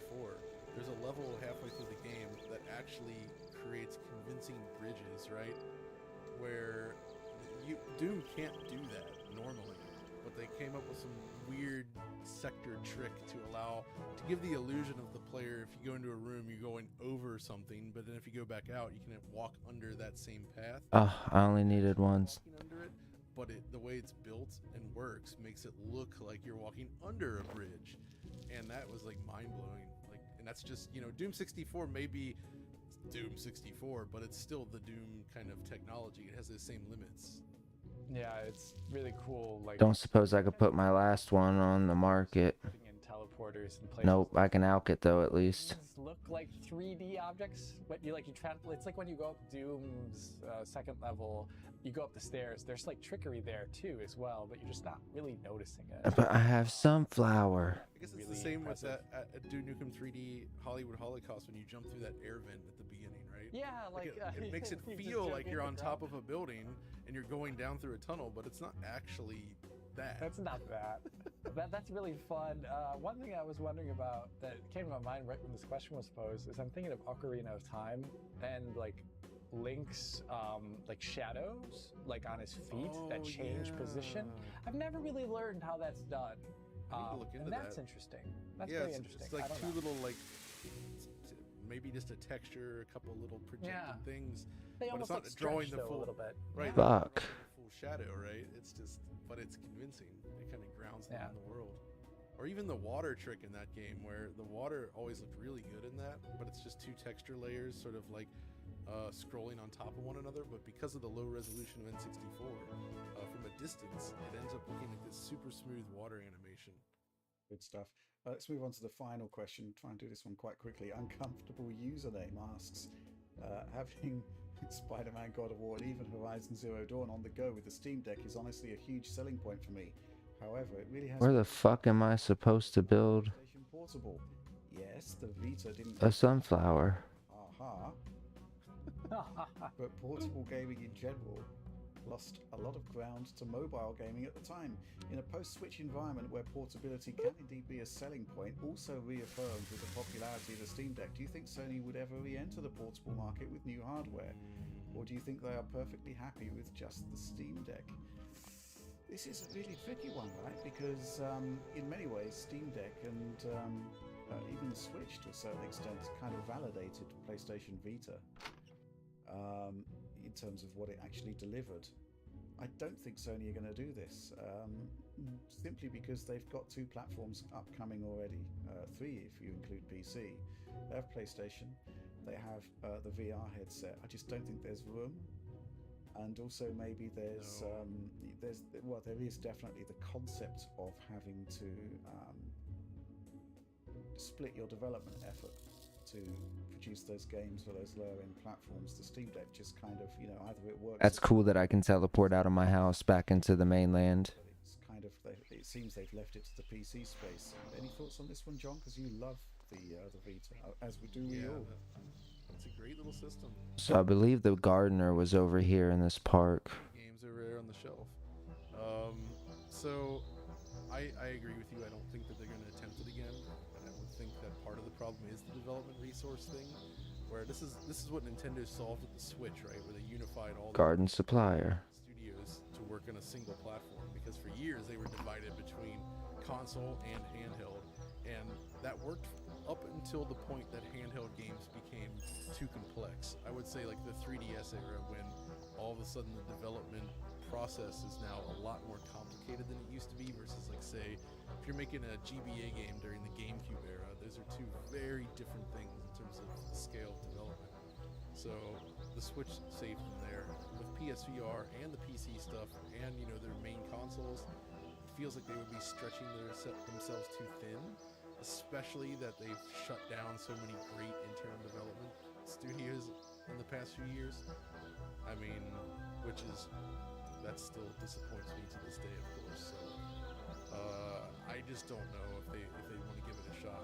I think he has a point about the mobile gaming situation. Around the time of the Vita's launch, mobile gaming was kind of like eating everyone's lunch, and now it just kind of found its own area that can coexist with the more traditional game consoles. But Vita did not survive that. No, it did not. It most certainly did not, John. The Vita that well, I would argue, beyond the first year, they just kind of gave up on it real quick. And even the developers that produced truly exceptional games, like the developers of Wipeout, the studio Liverpool, they made Wipeout 2048 on there, and then for the reward for doing such a great game was, we're going to shut you down. That sucks. Jesus. Yeah, I mean, I am looking at Steam Deck though, and do wonder that, if it had a dedicated development environment to the metal access to the silicon, what could actually be done with it, because you can see that, Switch is punching above its weight simply because of those benefits. Yeah, when you look at Switch versus the Tegra-based products from NVIDIA, right? Night and day difference. Much worse in terms of performance. So I don't think you can sell these. Nope. all of those abstraction layers, that's really impressive, and you have to wonder what it could do. But I don't think Sony would release hardware like the Steam Deck that's got relatively short battery life and is massive. But process shrink, 1 or 2 of those, and it's back into contention. But I don't know. The question is really how long Steam Deck is going to last in terms of running sort of proper next-gen games. That's still the big question really there. Yeah, because we're still in cross-gen period, right? Absolutely, yeah. So, especially if you have something like Metro Exodus, right? If we have more games come along where it's like, oh, it requires ray tracing. Well, the enhanced edition anyway. Can't run that on the deck. So, interesting question though. Unreal Engine 5, right? Unreal Engine, that just doesn't do particularly well. It doesn't really function on the Steam Deck, which is a problem. But hey, Epic said they're working on like CPU related issues and also shader comp issues. So maybe the deck will get better over time. We'll see. Absolutely. Okay, well that's the end of the show. So please do like, subscribe, share if you enjoyed the content. Ring the bell for those notionally instant notifications. No guarantees on that, as usual. That is my disclaimer. DF supports program, new site next week. Tons of bonus material. You'll be able to see it all. I mean, even if you aren't subscribed, at least you'll be able to see what we've done on the unsigned-in view, even if you won't be able to watch it. So you'll get a flavour of everything that we can offer there. And of course, there is the supporter Q&A, early access, and all of the rest, and some amazing retro stuff. And hopefully, yeah, John, that new episode should be dropping next week for retro supporters. Okay, so yeah, much to look at there. That's all from us for now. Thanks for watching.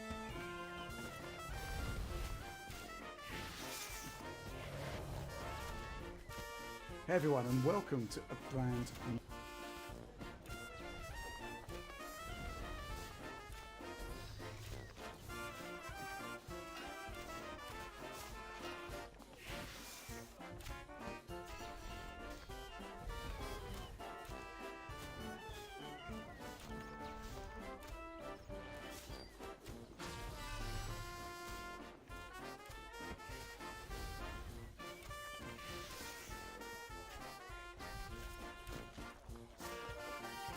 Let's try 1K.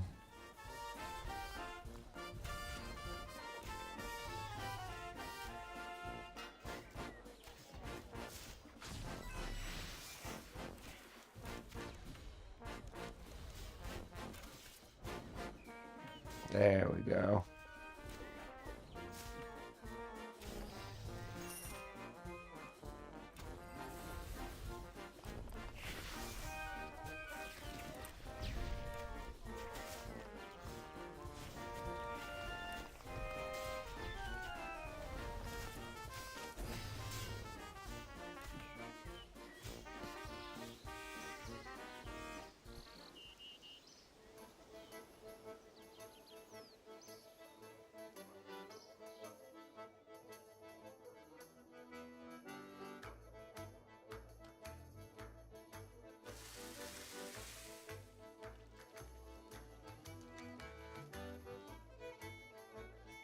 I want to do some more archaeology, but I'm in over my head with that fucking cave.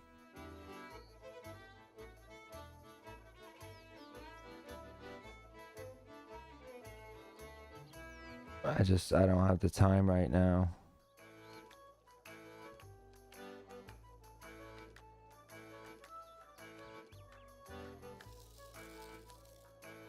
My membership, once I renew it, then I'll get back into archaeology.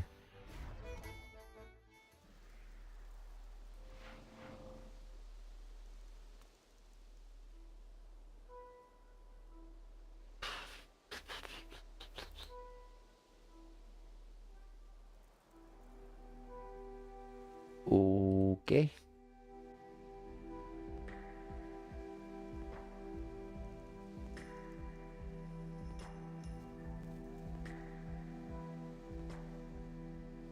On the 27th of January 1967, a disaster during a routine test launch at the Cape Kennedy Air Force Station Launch Complex in Florida put America's space program on hold.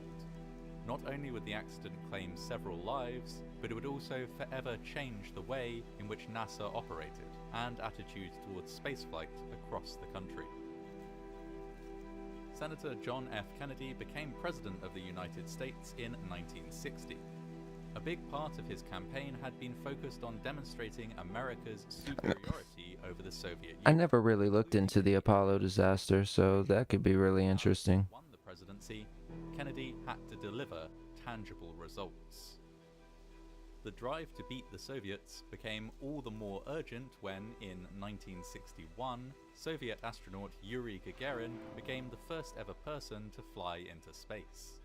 In the same year, President Kennedy set out an ambitious goal. America would send a man to the moon and return them safely to Earth, and all before the end of the 1960s. It was down to NASA, the National Aeronautics and Space Administration, to figure out exactly how this could be done. From 1961 to 1966, the organization worked hard to lay the groundwork for a moon landing. The Mercury and Gemini series of missions tested how the human body would react in space, developed technical procedures, and successfully launched several one- and two-person flights into space. By the beginning of 1967, NASA's Apollo program was set to complete its first crewed mission. At this point, there were only 3 years left until the deadline set by President Kennedy.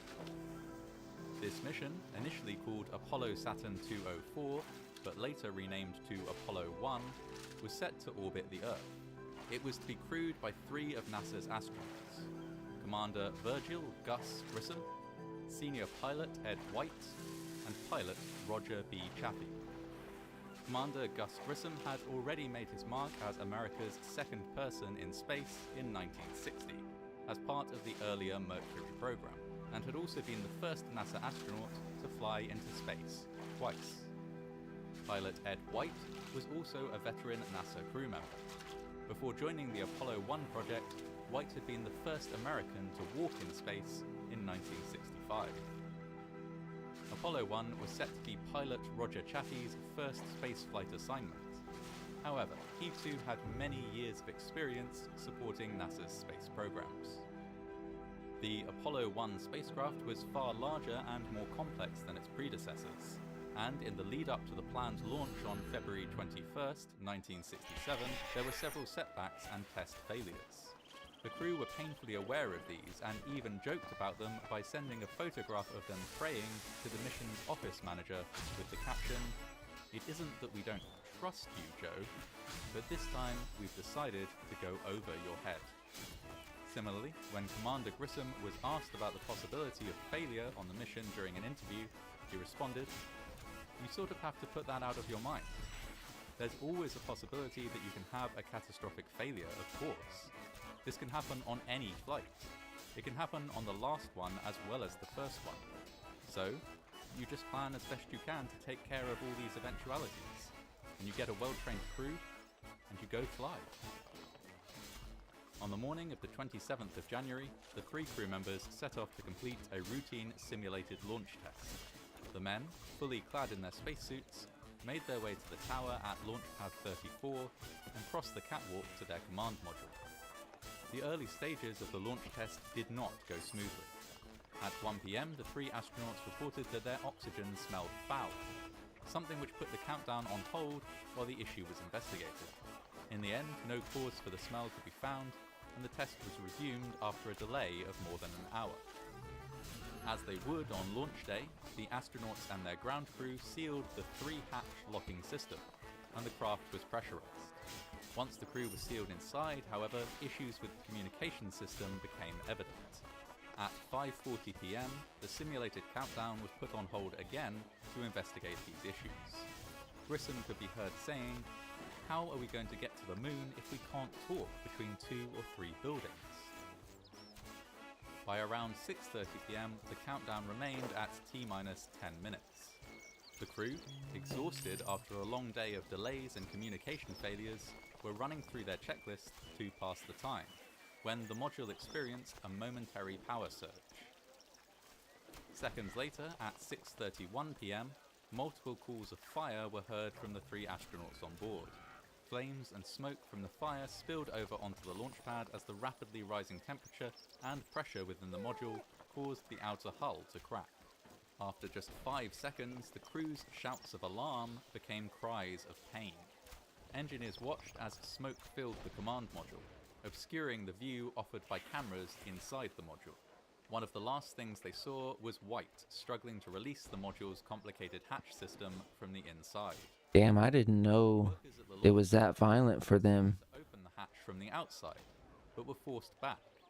The billowing smoke reduced visibility to 0, and when rescuers donned smoke masks to help them breathe, they found that these vital pieces of equipment were faulty and didn't fully exclude the toxic smoke. Because of this, and because of the complexity of the locking mechanism, it took rescuers 5 long minutes to access the capsule. By the time they did, it was too late. All 3 astronauts within had passed away. After the fire had been controlled and the scene had been documented, Grissom, White and Chaffee's remains were taken for examination by US Air Force pathologists. All 3 men had died as a result of asphyxia. Whilst their burns were thought to have been survivable, the fire had produced lethal amounts of carbon monoxide and other toxic gases. This catastrophic loss of life had a significant impact on the entire Apollo program. How could a routine, low-risk simulation have left 3 astronauts dead? In the days following the fire, NASA's flight director Gene Kranz told his team, "We did not do our job. We were rolling the dice, hoping that things would come together by launch day, when in our hearts, we knew it would take a miracle. We were too gung-ho about the schedule, and we blocked out all of the problems we saw each day in our work. Every element of the program was in trouble." Somebody just paid more than that was worth. They just paid $500. It was only worth like 3 something. In Virginia, Floyd L. Thompson, was established to determine the cause of the fire. After 2 months, they released a 3,000-page report detailing their findings. Whilst no definitive source of the fire was identified, it was determined that damaged wiring underneath Now this music was pretty dope. I like this. Grissom's couch was a possible cause.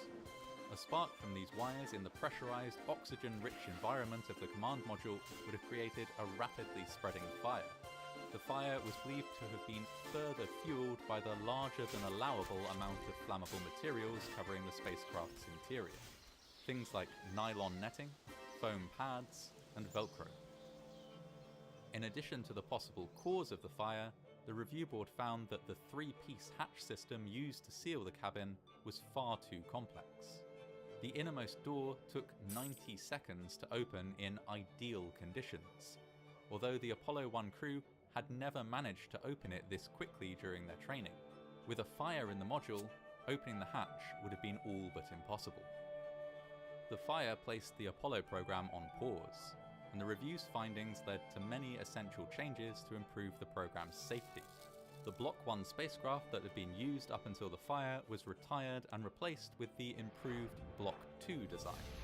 This design included an outward-opening, quick-release hatch to allow for easier exit in an emergency. The cabin's atmosphere was also adjusted to be less oxygen-rich, and the flammable materials were replaced with non-flammable and self-extinguishing alternatives. 2 years after the fire, on the 16th of July, 1969, the Apollo program achieved the goal of landing a man on the moon before the end of the decade. In reference to the Apollo 11 landing, Krantz, NASA's flight director, would go on to say, "The ultimate success of Apollo was made possible by the sacrifices of Grissom, White, and Chaffee. The accident profoundly affected everyone in the program. There was an unspoken promise on everyone's part to the 3 astronauts that their deaths would not be in vain." In memory of the men who lost their lives in the fire, the Apollo 11 astronauts, Neil Armstrong and Buzz Aldrin, left a mission patch marked with the names of Grissom, White, and Chaffee on the surface of the moon, where it remains to this day. System update.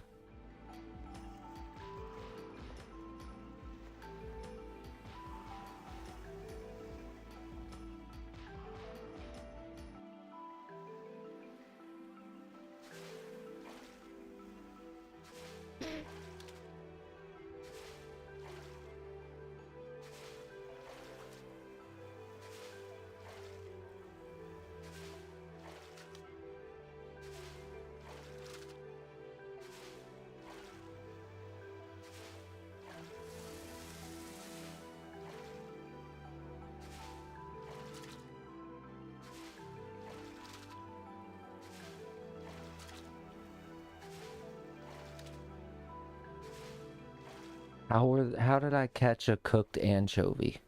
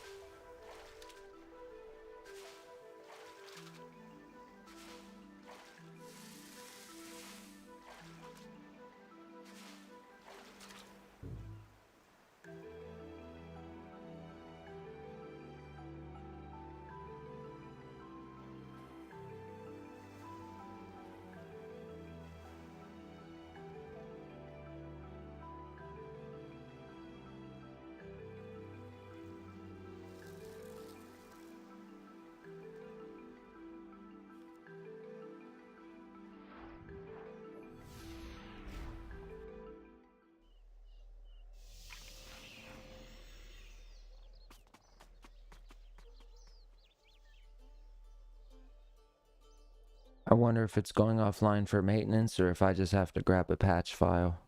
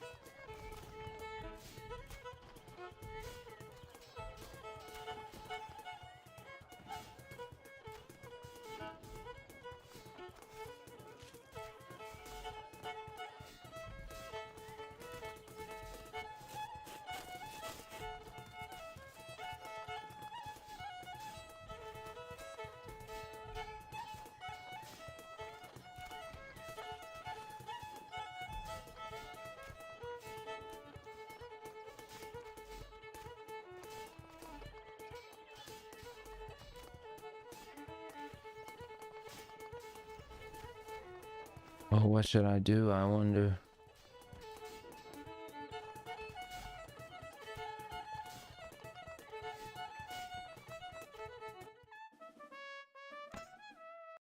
I'll see if I can grab the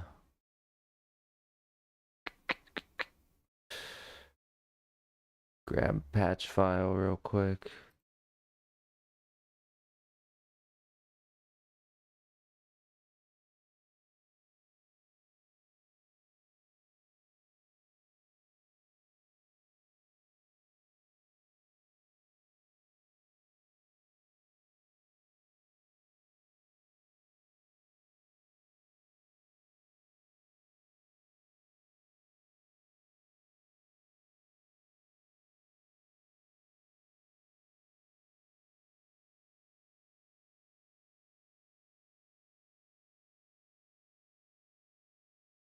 I see.